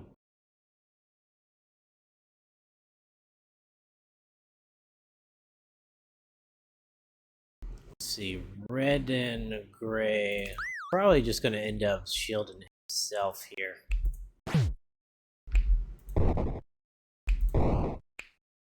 And now we can save the imbue in burst, and we keep a foretell in the bank. So I like it. Spellblade and Seer still very healthy, and that's going to be helpful for getting rid of this chomp here. And we can even stun this guy if we want.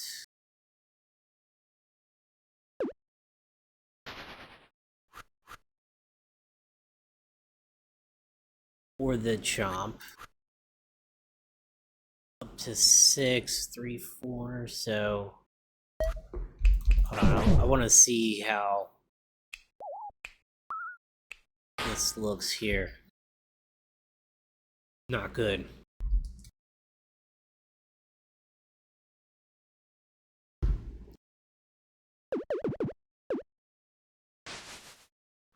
Yeah, because it looks like even if we do this,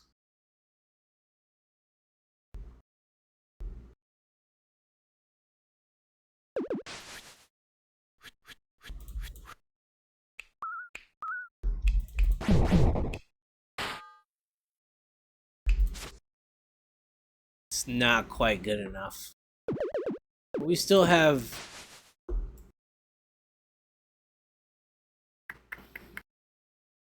like redirect is probably not much more value because he really can't take any more hits here.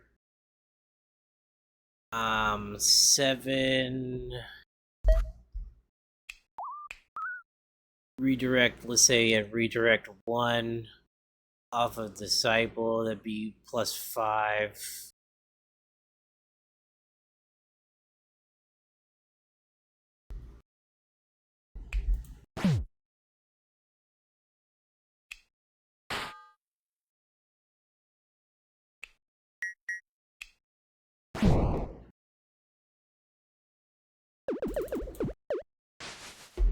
Okay. Keep these, and we look for an X.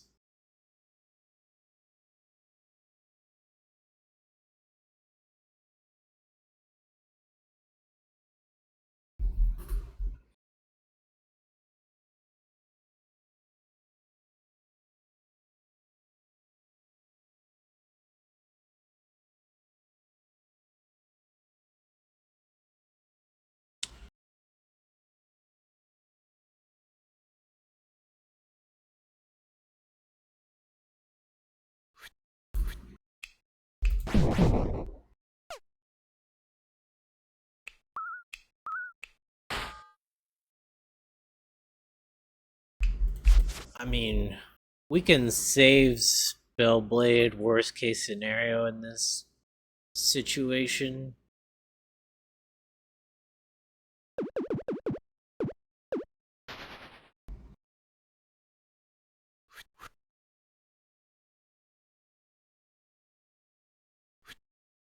I think we stick with this and then just see if Seer comes up with anything for us.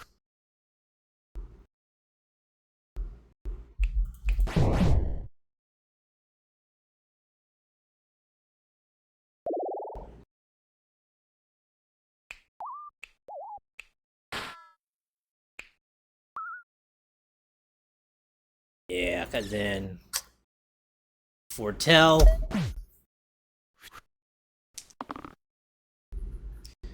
Everyone hates Seer. Um, it's all well and good.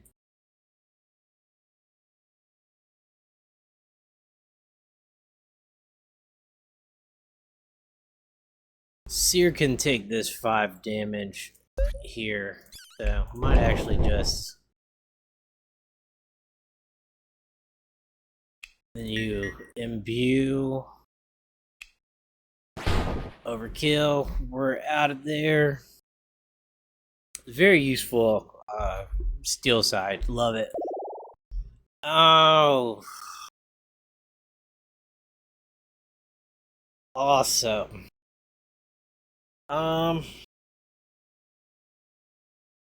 So this is what you don't want to see. Is a bad red and a bad blue pig at the same time. And the problem is typically also you've got um roulette in the mix. Now we have glass blade to save our butts on a bad roulette roll, so we can still random here. And as a matter of fact, I think this is the instance where you do random.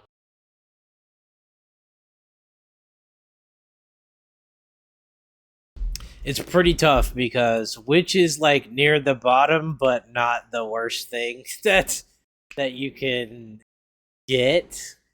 But you can random into like Wraith or something, or Forsaken, um, or freaking Artificer or Ace or something like that. So there's more than just roulette here to worry about randoming into. Is there any like item poison kind of change this? I mean, she does have the cleanse on the thing, but that's like the worst cleanse that you can have is on a dice and also be a heal. Like usually, cleanse shield is going to be better value for you, but we're never going to get that. So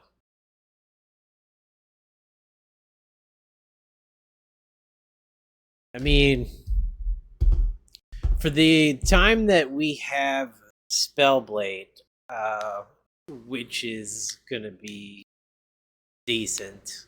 This this boost works better.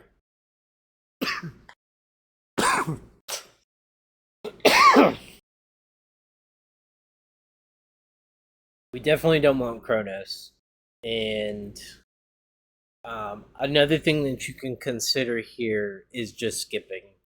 And the reason why you can do that is like we have Disciple, Spellblade, and Seer, and they're all characters that are reasonably good. Um, in the end game, anyway, they're pretty close to tier 3 character strength in general, especially Seer. I mean, keep Seer is definitely a strategy in the game, so that's something you can consider in this situation as well. Because I really I don't want to press the random button. I can tell you that right now. I don't want Wraith or Forsaken. I don't really want Roulette that much either. It's definitely not Kronos. I can tell you that. So we can rule that choice out immediately. Um,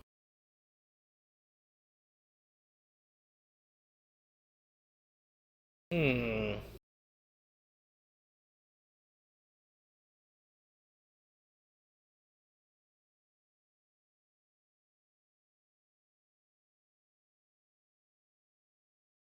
It's funny. I always feel like with the random button, if it works out your way, you look like a genius, and if it goes wrong, you look like an idiot. So it's almost like was that there any skill or strategy to that choice at all when you still have like 3 character pools to think about?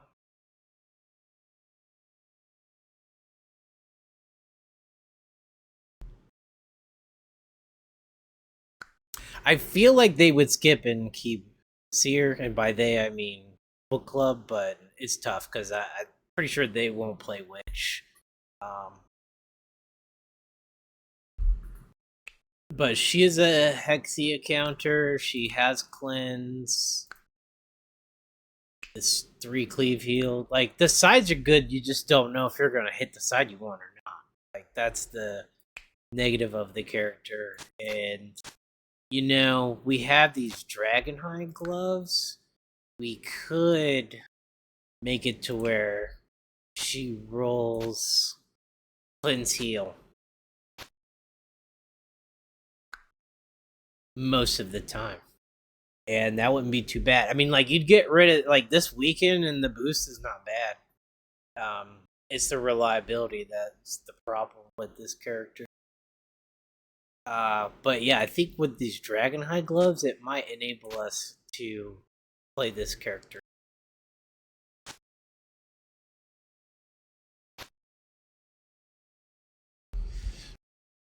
This is about the time where you want your items to start producing some value for you.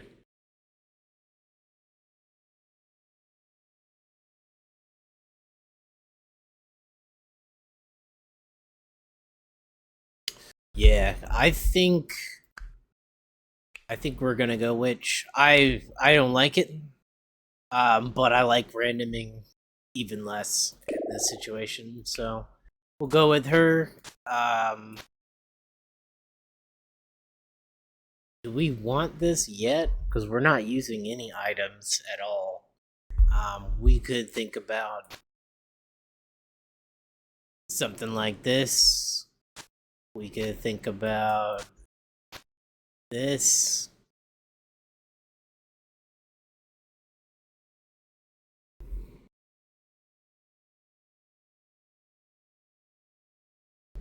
You also could do peak cap as well.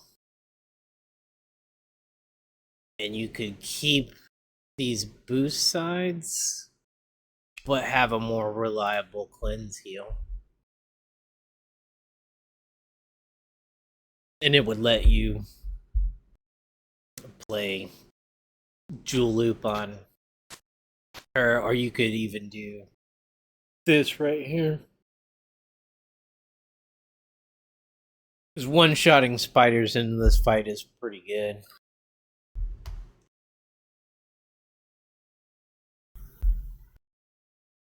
We do have Brawler for Rampage, so we kind of have an answer to this like spider spawn, but I do feel like we want at least some extra cleanse because This weakened poison attack is nasty. And having some kind of cleanse to get rid of that, even if we didn't have item poison, cleanse would still be good to this fight because of this character. I think the question is just, do we want to do this and guarantee it and also have a mana sign, or do we want to do this and keep our weakened boost side? um I like keeping the mana around because we have Seer and Spellblade and all this stuff going on, and I think with this extra cleanse power that we'll have, we could get a little extra value out of this. I think you have Copycat, like Cleave, Copycat, Steal, which is not great because we don't have a good shielder. Rampage, mana gain on one, but it doesn't really combo unless you imbue here.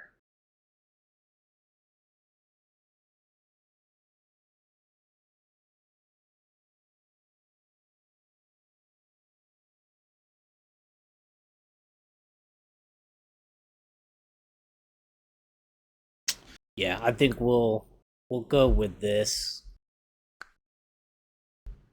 Okay. And you can see I'm just being very careful with the items. I'm going to try and avoid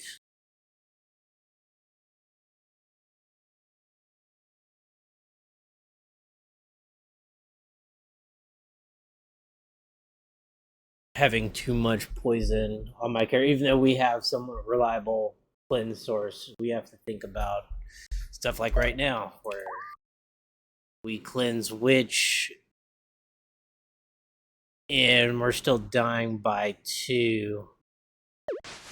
So I think we still take the cleanse here. But we're going to look for a redirect from this guy, and we're going to look for some mana to save which we should always at least make 2 mana, but we kind of need Seer to chip in here if still take this. We need Seer to chip in here if we don't get redirect from Stoic. We get it.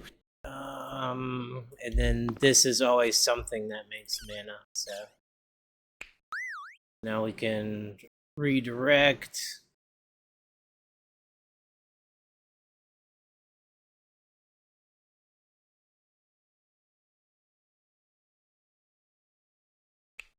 And get rid of this poison.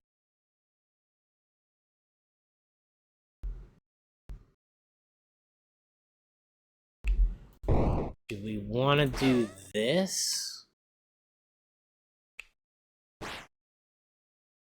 Foretell. And now we just have to worry about the 1 poison on Witch, and she's pretty healthy of a red character, so. Man, didn't get Doctor this game, but that's how it goes sometimes.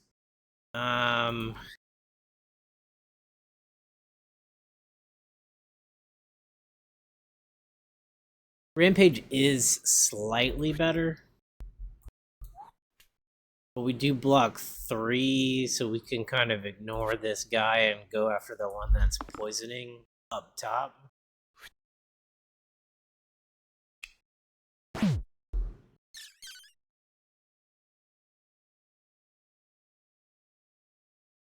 think we can imbue, mana gain, kill this spider, foretell 3 times. I guess what you're doing is useless then.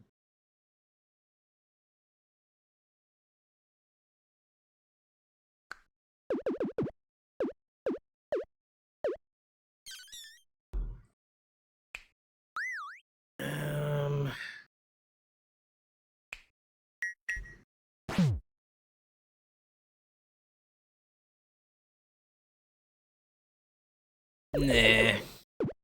I like...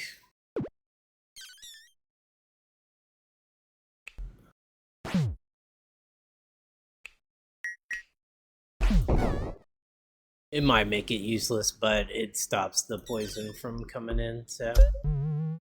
It's alright, we got poison ticking away on Tarantus. Seer, this would be a great time to dodge.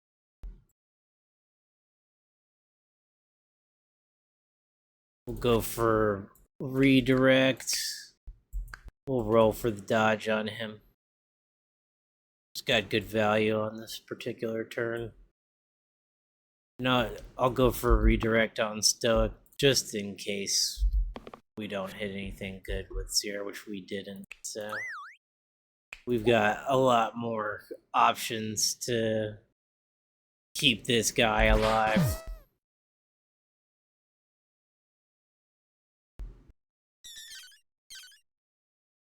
And we're just foretelling away.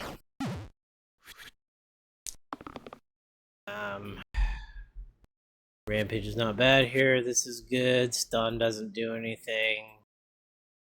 You guys roll. Recleave. Heal is good. Brawler.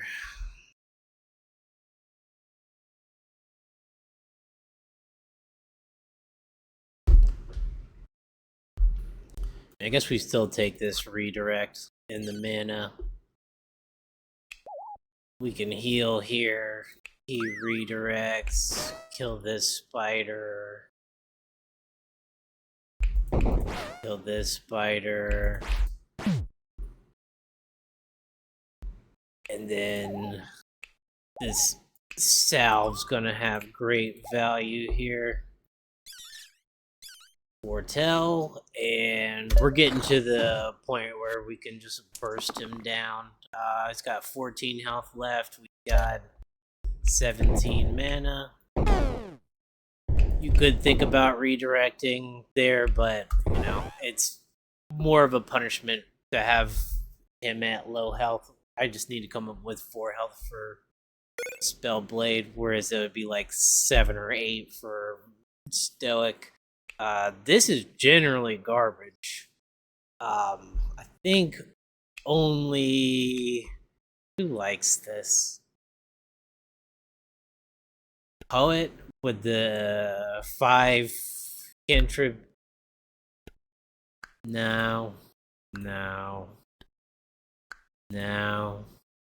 No. Nah, it's pretty much just Poet with the cantrip mana, I think. And then Greatsword's really not that good either.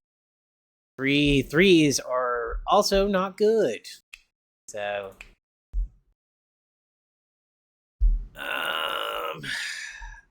yeah, now we're kind of getting into a situation where it's like, what is our in-game plan right now?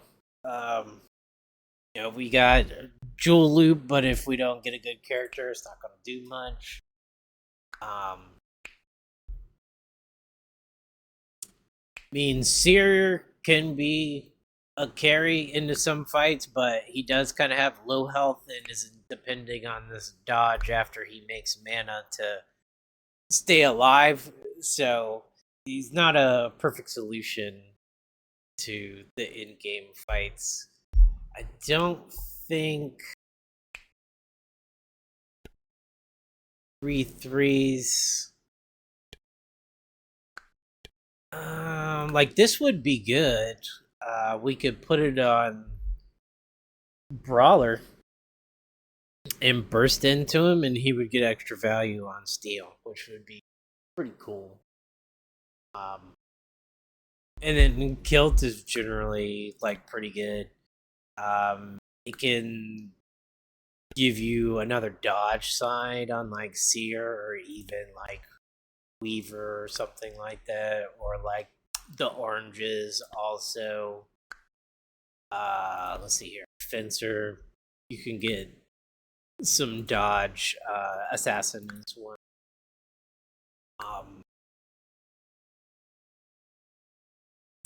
Great sword. The prop, like, I already have something that gives 5 damage, and this is not that good.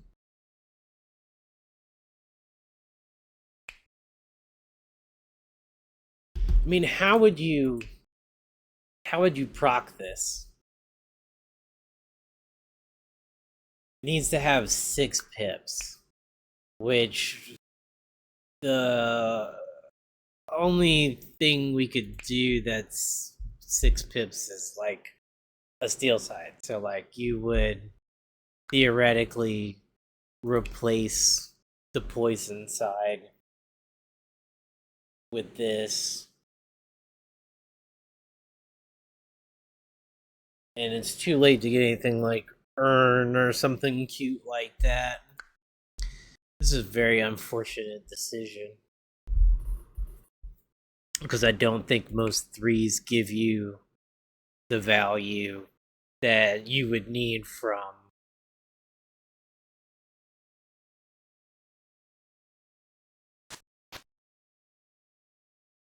this. Gives you the blink on the middle side.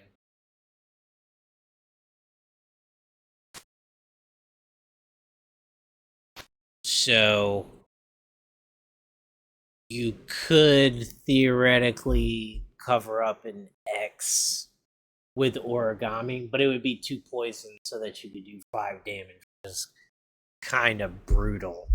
Um, but we do have consistent cleanse, so something to think about. I did want to mention like this kind of one of the reasons why I like origami is this far right side middle switch, because a lot of characters will have an X in the middle and it'll allow you to play one of these mid side replacers, which there are some that are pretty good, but um, your middle side is usually like a pretty good side already. So a lot of these mid side replacers, like this 5 damage, is pretty mediocre. And like if this was random to another tier 8, this would be instant click the random. If you don't have Poet with Iron Crown or some way to utilize this 10 damage, which we just don't. And we probably won't get anything. I don't think there's an orange character, maybe Venom, that hits over 6 damage. This.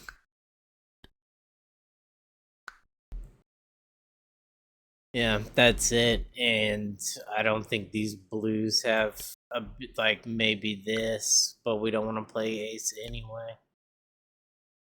Maybe this. We don't want to play Artificer anyway. Maybe this. So it's tough to get some kind of value out of this item for like 2 poison is pretty rough. And even something like this, which is like I feel like the best case scenario, or maybe like anti venom. Um, it's, it's something to counter the poison. Apocaphylactory is kind of tough with poison as well. Yeah, maybe here. Maybe.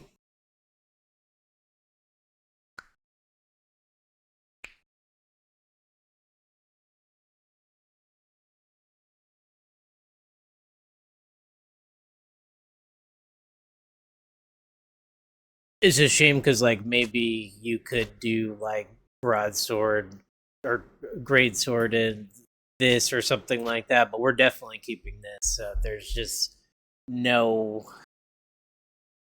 The only reason why I picked Witch was because this reliable cleanse was just enough in her favor, I feel like.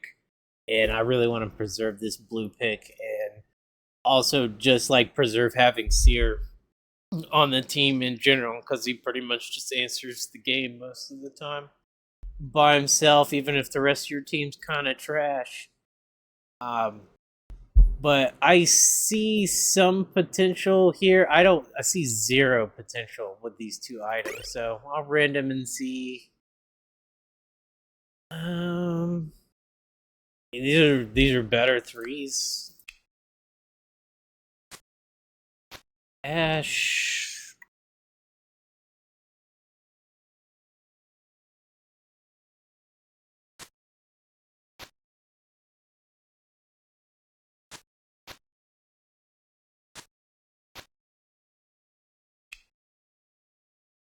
Hmm.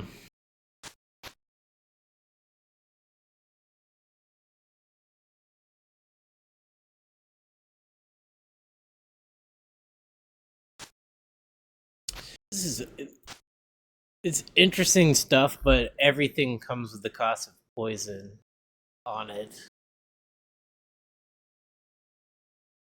Like this could come in handy, but also, do I want to eat poison for this? Is a tough call because like you could put it on brawler, and with South,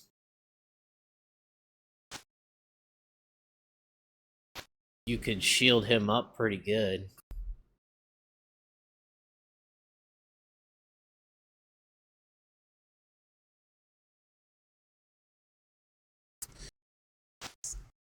It's not this. Unfortunately, this is just too many things to try and like force on. So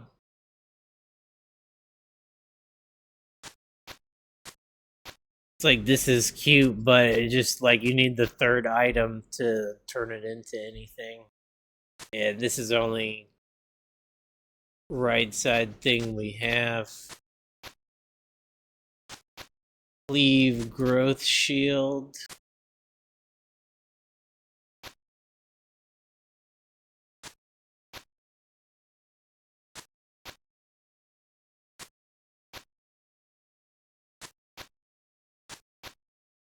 Yeah, just not quite.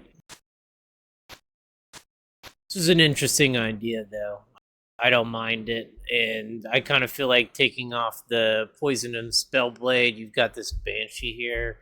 This sniper's got two eliminates as well, so this could already kind of be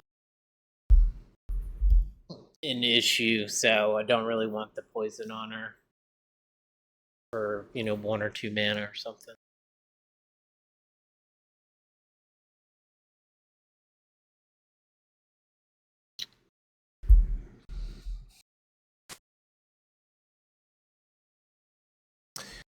This could enable us to play Weaver in the future if it comes down to it. We don't see Warlock or something like that.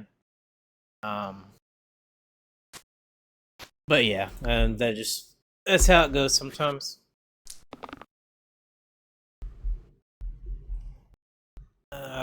This looks good.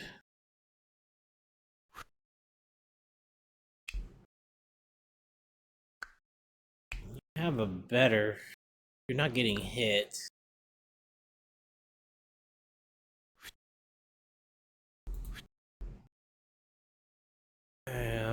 Poison on Seer. And problem is, we could go like that, but it doesn't help Spellblade.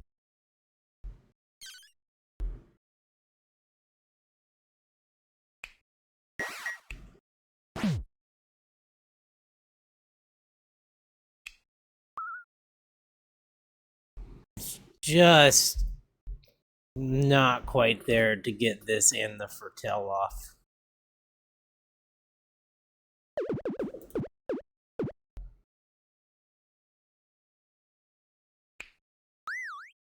Could try this.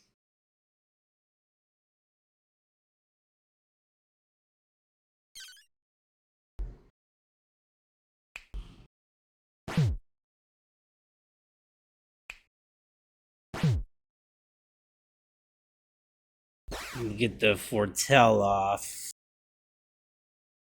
No one's dying.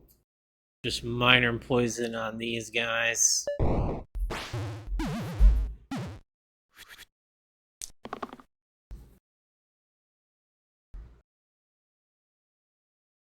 That's fine. This is fine. This is fine. It's really nice for Stoic here. Preferably you guys do something. But I guess you don't have to.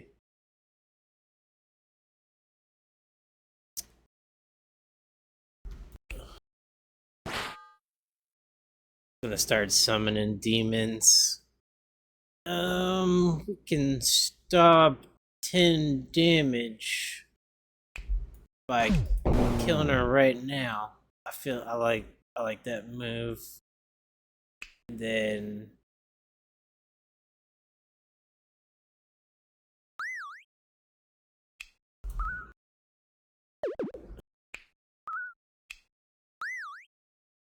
heal redirect, foretell. And I think we're looking good here.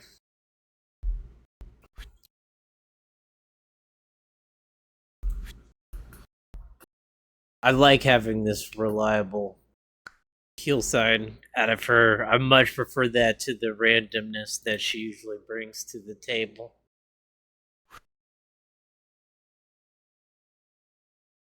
Seer, you're getting hit by the demon and the sniper, and not. We could try to dodge or redirect.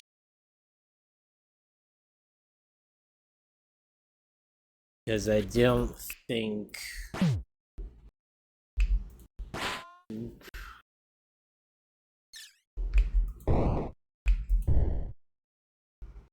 Yeah, we basically have to dump everything here.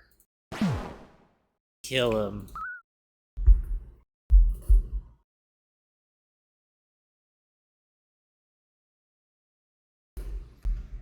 So that's one idea.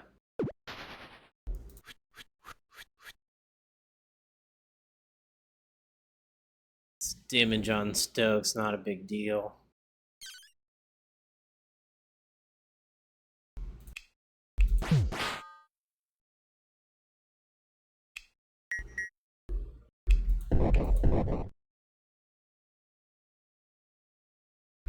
If I could get away with this and still foretell.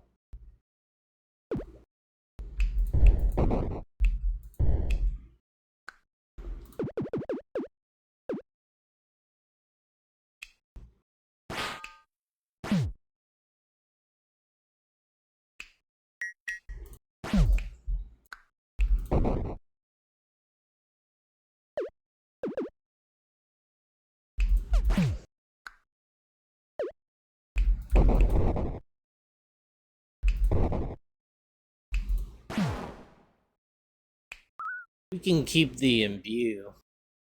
It's probably fine. I think we pretty much win next turn almost no matter what.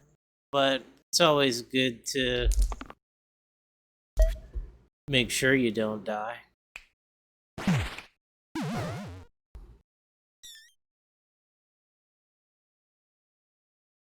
Yeah, it's just not quite there, but I think, yeah, he runs there. So, Sharp Shot or Weaver. I mean, Sharp Shot's not the best thing in the world. However,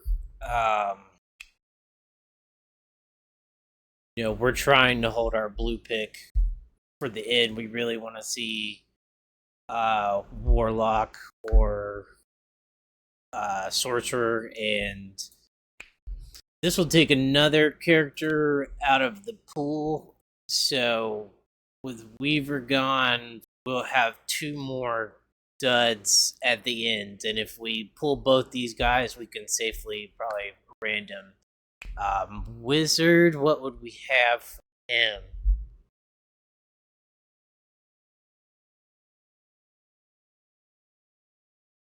Have the jewel loop, and potentially we don't know what the tier 9 item is going to be yet. I did say Weaver is a consideration with the Golden Cup as well. The only problem with this is like Witch has one mana side, so she doesn't contribute to this strategy as much as you might get from a better red in this situation. So I'm kind of hesitant to do that, and you'd like to keep your blue pick open to get a sorcerer last second if it's the hand or something like that, because even like naked sorcerer into the hand is still the +1 to his sides makes him pretty strong, and if you have another +1, even better. So we're gonna take this sharp shot choice, even if we have nothing to give him or contribute. We're sacrificing this pick. That's not better.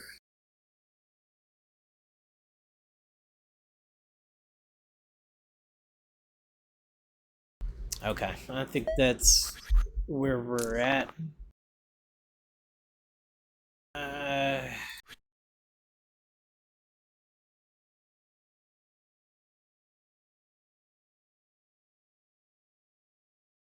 We'll see if we get something a little bit better on him. Brawler, we'd really like you to do something good here. This 5 into him could be strong with that blood chalice, so.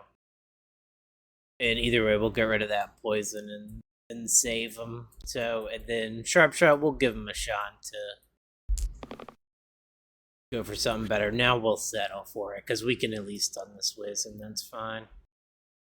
We'd like to do better here. We'd like to do better here, because we're not getting any mana from Witch, so we really want that 3 mana sign. We get one of the things we want. Stun here.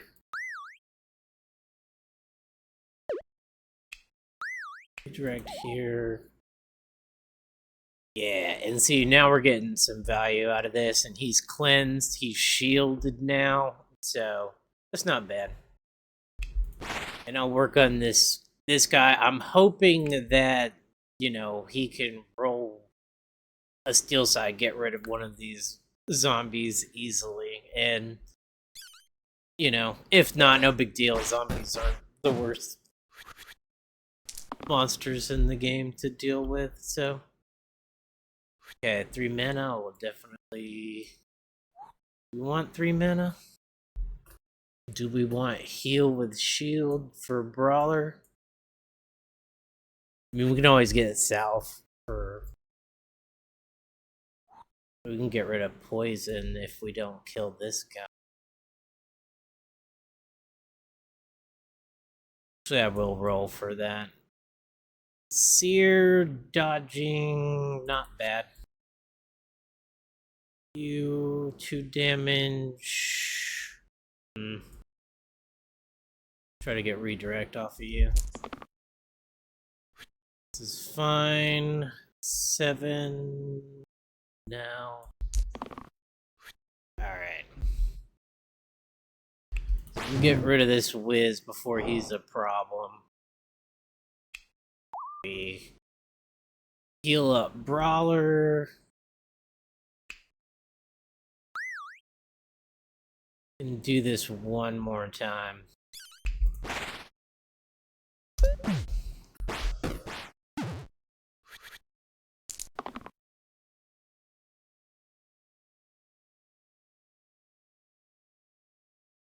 Your damage is pretty good here.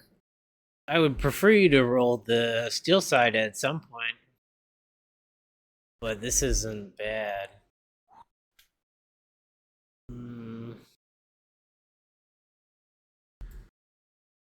Guess insta kill is better value there.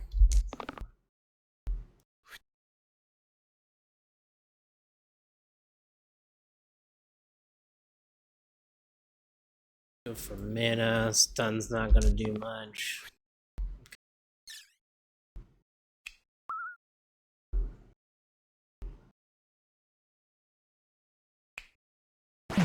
Pain in the butt trying to get rid of this spiker here.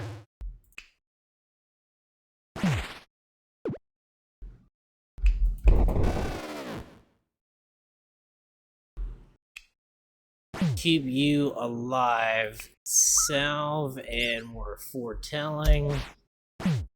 It should be able to wind down this fight. Eventually, Brawler will roll his left side. Like now.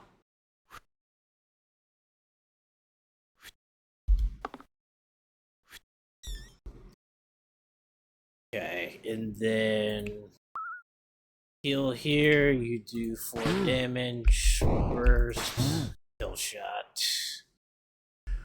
4 fanatics and 4 wisps. Okay. This is gonna be wild. Alright. Man, I really wanted some +1 Eye of Horus here. Egg basket kind of sucks unless you have like some very specific combo with it can be good, like fairy dust for example. But otherwise, it's pretty bad. And of course, it screws me with this random again for 3-tier items. Like shiny gauntlets is not that good because pristine, you're gonna get poison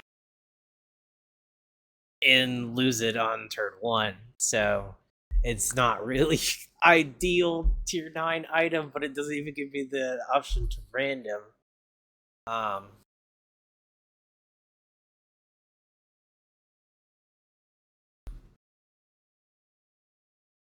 And we don't have the option to have any kind of broken agent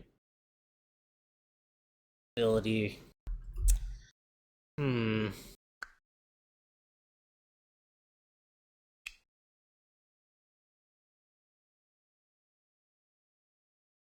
mean, like, we have Witch with Salve, and a lot of the times in this, reliable healing.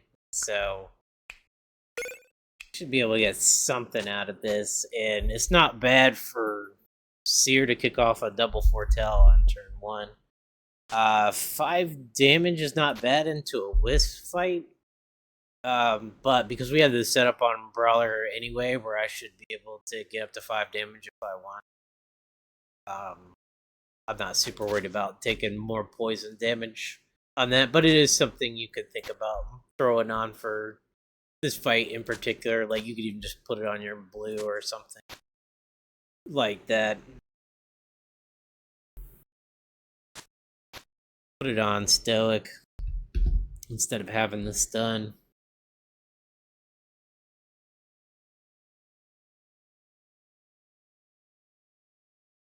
But I typically like my Grace to be blocking and getting value out of that. So I think we're just chilling with this. And you can see, like, I've got all of these items, but I'm only using 3 because this is item poison, and this is the general strategy, in my opinion, to counter it. Like, you wait till you get some cleanse, and then you try and, make the best out of the high value items that you have on you. Like, if we had a tier 8, it'd probably be somewhere in here. And if our tier 6 wasn't trash Lich Eye, which, I mean, you could, think about doing something like this, but I don't like it. And like having Seer foretell like a million times, but I prefer to play in a more consistent, reliable strategy, and I like to mitigate stuff that's scaling on me. So, let's see. Brawler, we can save you with this. And this is pretty good as well. The issue is keeping Seer alive here. I mean, redirect will do it. Or dodge.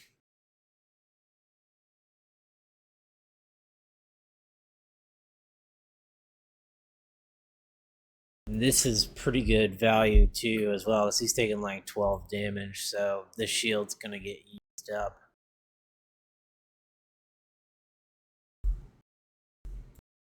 I think we'll just hope that one of these two guys comes through with something. Okay, excellent. Redirect here. Heal Brawler. With Wisp, okay, he's doing pain on Sharp Shot, which we don't care about. Probably want to get rid of this.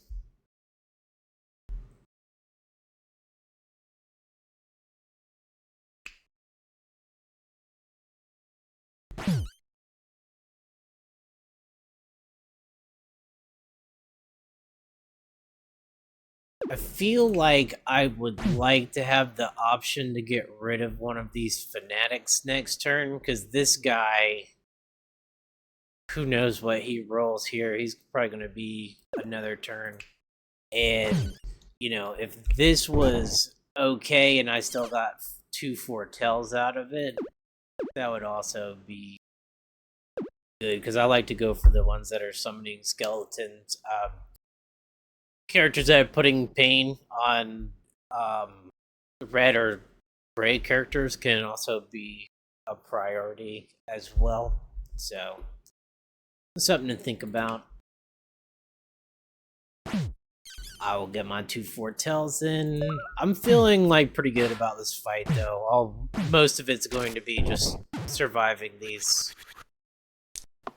fanatic 2 turns, and like I said, I'm trying to be able to kill one of these guys. Unfortunately, this guy's not doing so much damage that I'm saying, but I still save Seer just by doing it.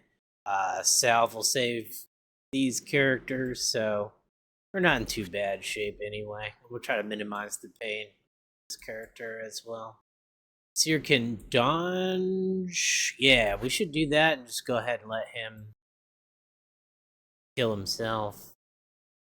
And we'll dodge that crap as well.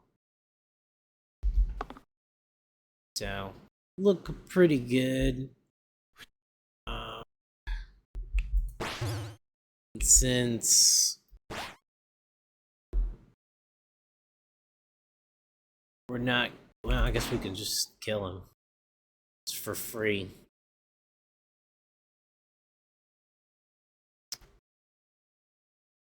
You get 3 foretells.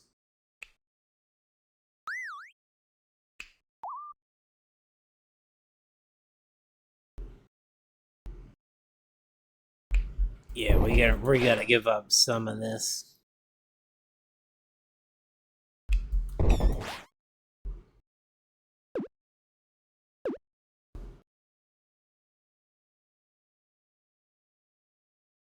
Because we gotta at least salve right here and keep Witch alive.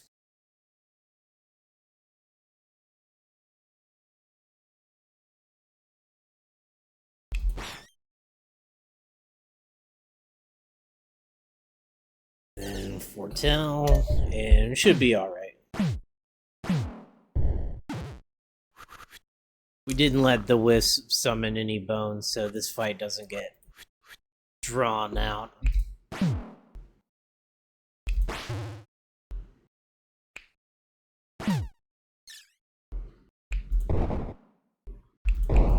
And we're through.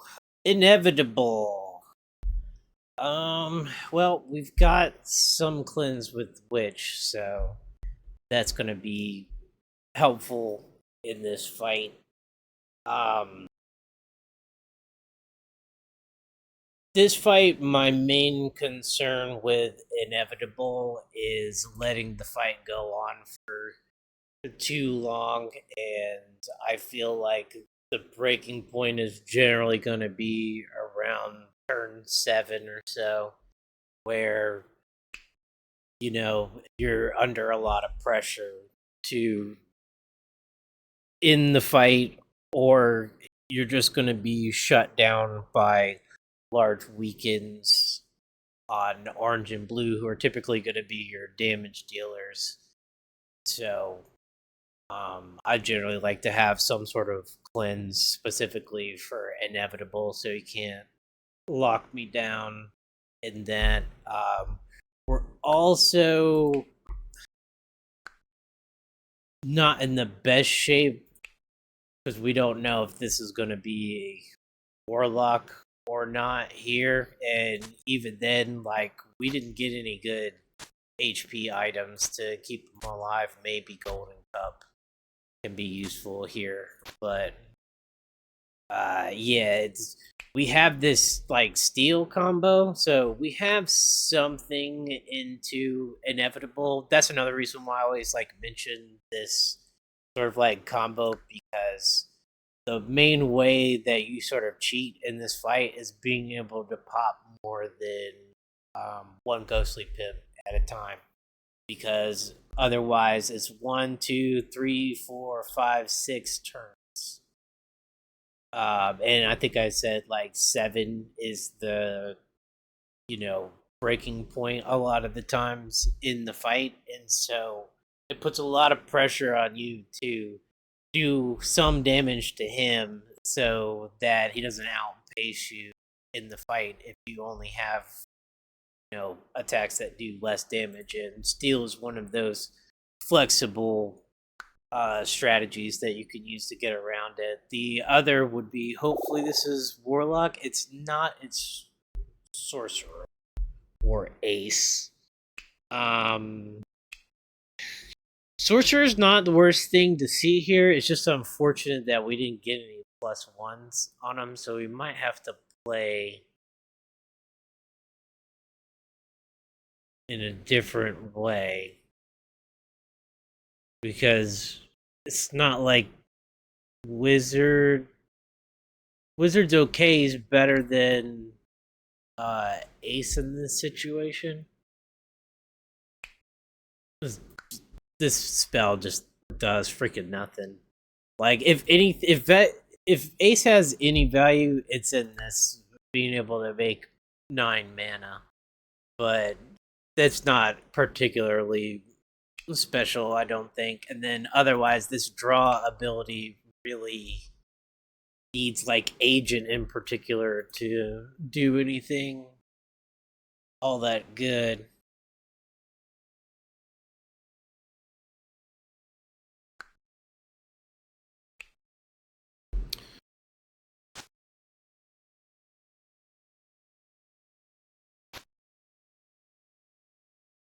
I wonder if keeping Seer here is the right choice. You can get this double foretell off. The problem is, like, once this is gone, like, it gets really tough because you're relying on Witch to maybe contribute at that point if you have to dump that mana early for some reason. And besides this steel hit, it's like, Brawler's good into this fight. He has the rampage for the whiffs and the bones and stuff like that, and then he has the steel side for the big hit, Inevitable. So this is fortunate. Sharp shot, like, his 3 damage gets you into a mana, which is not bad. And this kill shot kills the wisp right off the bat, which is also not bad. Copycat, maybe steel, but we don't really have shields here, so it's probably gonna have kind of limited potential value copycatting that. He could copycat cantrip off of sorcerer, also pristine cantrip maybe with these gloves. I'd like, I don't know, like 4 rampage. It's like it's nice until all this stuff is gone and then it doesn't do anything. But it's not like this is insanely valuable either. But I think we'll stick with the general plan why these heroes are good, and we do have this jewel loop. So we're making like double mana off of rolling this, which is, it's like 4 mana per hit. That's pretty good. So, um, you know, if we can get some poison on inevitable, and then we can kind of focus on just staying alive, pretty much, and the poison can do a lot of work once we get past all these whiffs. Um, this stun could be good with like Witch's cheap healing. We maybe get up and start stunning him, and then he's pretty much cooked after that.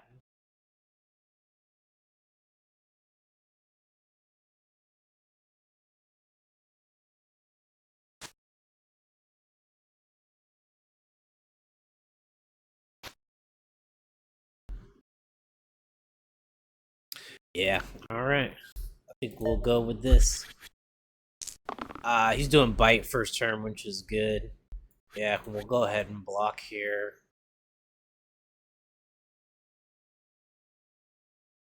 It'd be good to go ahead and get rid of the poison off of Sorcerer, and hopefully Sorcerer decides to roll something here.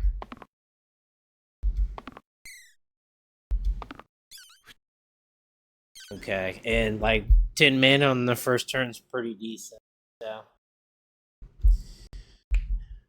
and I'm typically, so we're getting pain on which we could cleanse herself and stop it, or we could try and kill this stuff. So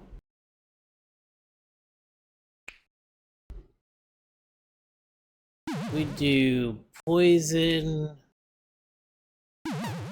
poison. We can get rid of those two. Still have 6 mana left. This pain on yellow does not concern me. This self heal doesn't concern me. Like, we're already in a good spot here. So I think I don't have to be super worried.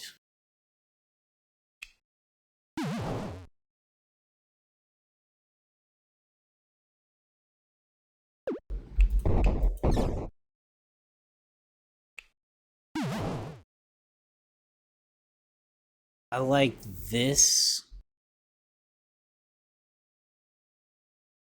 And then we can even take the pain off of Witch, and I'll go ahead and get rid of this poison on Sorcerer, which is, my main objective in this fight at this point. Now I can just kind of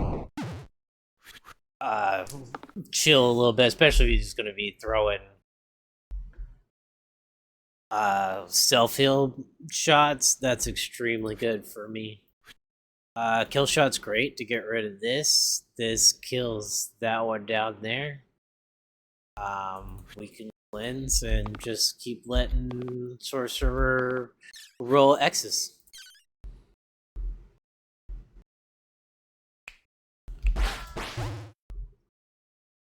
Okay, cleanse, shield yourself. I should have did this a little bit different. This always goes like this.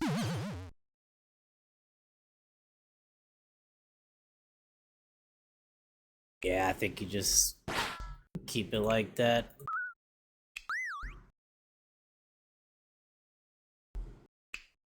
And we'll keep stacking the poison on inevitable and keep everybody else alive. So we want shields, we want mana. Um, we want healing. Mana, shields, as good as anything else. Right, more mana.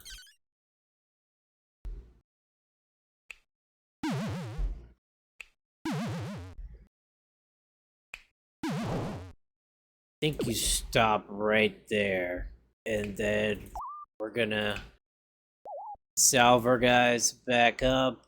You shield. He's just gonna stand there because we want this poison ticking.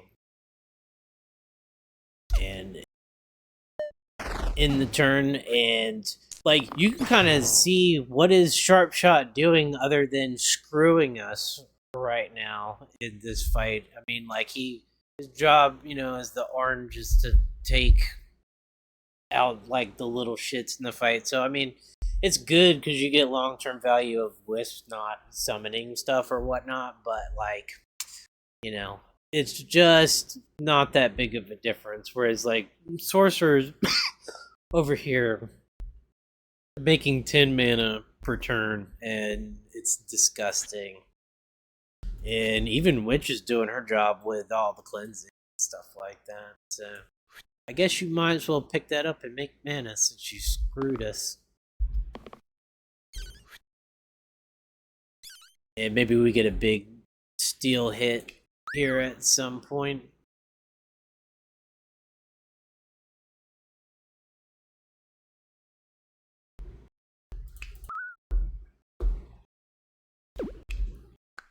Wait, I'm supposed to get mana. There we go.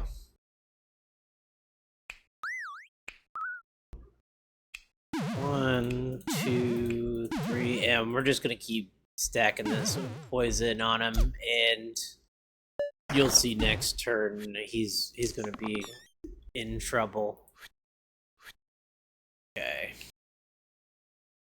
Now you guys can contribute, and we'll roll sorcerer for value here. He's getting this pristine with the mana gain. Like it's a weirder build that I usually that I'm normally comfortable with, but it's working. So yeah, and Stoke's getting to the point where this is getting to be difficult for him to take the hit. Let's see, what turn are we on? We're on turn 5. So, but I mean, we're looking real solid here. I don't think we lose. Of course, he does the one thing that keeps him alive a little bit longer. Well, it's okay.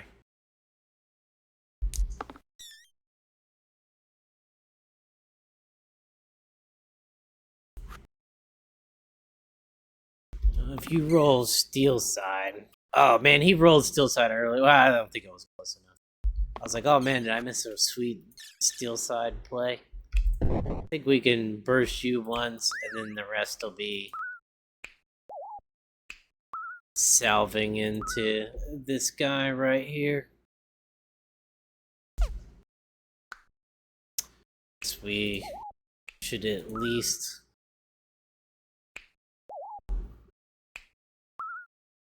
but I hope you can see like you can play defensively, and like all of our guys have max health right now, so it's possible. Okay, and then we pretty much win here, but of course I'm gonna do my best to embarrass him with a kill shot from Sharpshot in the end. So very interesting run as far as like we didn't quite get all of the pieces to the plan in the run, but you don't have to fret too much. Item poison's one of the easier curses to deal with because you have so much control over whether or not you have to deal with it in the beginning, and later on you should be able to have some sort of blend. And we got the opportunity to see which not be the worst character in the world, and we got a really weird tier 8 item decision, but I don't think that the blood chalice kind of made it okay in the end, and golden cup, if we were forced to have Weaver, that might have been okay as well. So, but yeah, like other than that, like you saw sorcerer with weird items still taking the day, um, and being a carry, and just filtering out all of those bad blues so that you can have the blue carry. I feel like blue characters, specifically the boss fights, are the things that they like, whereas like oranges and yellows want items that make them very strong. Blue characters tend to be very strong into the right bosses and weak into other bosses sometimes.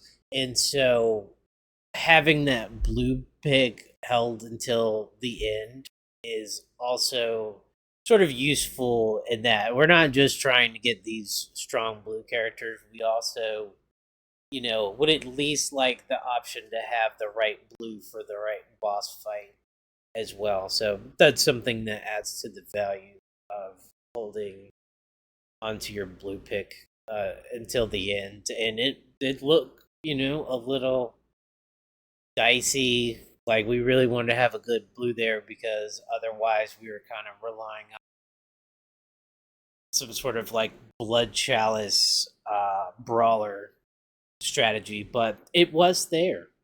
And you know, for people who are like playing on normal mode, and they might feel like they kind of wasted time learning these other side strategies in the game. But I feel like, you know, most runs something doesn't go the way that you want. So having all of those backup IDs like Steel and Charged and Curator, Wanderer, or something like that, like those backup plans are good to have. Maybe your blue gets nuked turn 1 or something, like Saber does death on Warlock, and you got to scramble to come up with at least 6 shield. And then what if he gets 10 cleaved as well? Like, do you just lay down and die in that situation? No, like you want to have something else backing you up, so that if the curse screws you, if the character roll screw you, if the item rolls screw you, if you get the wrong boss and it screws you, like you have a plan B in the situation. And it also takes pressure off of you, like having to roll the high value side on your carry character. It's like, if you only have one side that wins you the game, that's a lot of pressure. You might overroll that character into doing nothing for like half of the fight or something like that, and then you could just sort of sputter out in the end. But so it's kind of a mixed bag with the run kind of not having anything that I felt like was super broken, except for maybe a little bit this sorcerer gloves mana gain idea. Like Jewel Loop is kind of somewhat of a standard item for sorcerer, but I don't know if I've ever used pristine gloves on him or those at the same time. Like typically, you're just looking for Eye Horus for the guy and Glass Heart or something like that. But hey, whatever works works. So yeah, I'm going to redo the intro. You'll see that when you watch the the video, but this is like a 3 hour video. I know I haven't made any videos for a long time, and some people were asking for videos, so I decided that the best, thank you that I can give for you guys is to just sit here and info dump as much as I possibly can as far as like what I've learned in card. And I want to give a shout out to the book club guys in the Discord channel and the book club guys that made the tier list originally, and especially P Tour for um, doing that coaching session with me and explaining this blue red pick strategy being standard. And you can see it just typically has the answer in the end for the fight. So, and like one guy was asking about consistency and just like streaking and stuff like that. And I think this like seer caldera disciple vampire for tier 2, and then warlock sorcerer prophet doctor for tier 3, and this focus on these 4 characters in particular is very strong. And I feel like you don't lose much out of getting a bad orange pick. Like what, so sharp shot wasn't there, what we had, Dabalus doing like 4 damage, cool. You know, like it's about the same. So, and then with the yellow characters, a lot of the times, like the items that are good on one yellow tend to be good on another yellow, and it's not like a huge difference. Like you have Bash, he has a 5 heavy top bot, and then you have Veteran who's do like 3 or 4 damage or something. Top bot, it's like 1 point of damage difference. It's 3. And then like he also has 3. And the thing about the yellows is that they tend to be good, except for this guy. They tend to be good because they get the items that they like. Whereas these characters tend to be good most of the time anyway. Right? And also, if you're saving this for the end, the blue pick, you can at least give someone that wants the boss fight the fight versus like the yellow, maybe not, but yeah, like just era is so good, and then you put anything else on it and it's disgusting. And copycat shield also pretty strong when you got some kind of broken poet combo or weaver or something like that. So yeah, he typically can do stuff without too much help. And curator likes anybody that can make mana, which is most people. And then the rest of these guys are either relying on steel or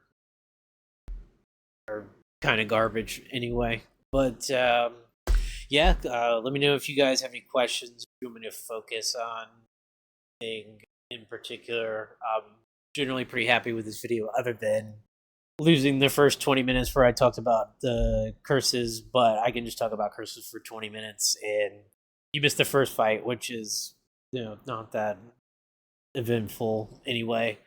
So most of the good value is here, and I'm gonna end here. Thank you to all the people supporting me and stuff that I've learned from everyone, and thank you for subscribing and viewing the video. All right, guys, have a good night.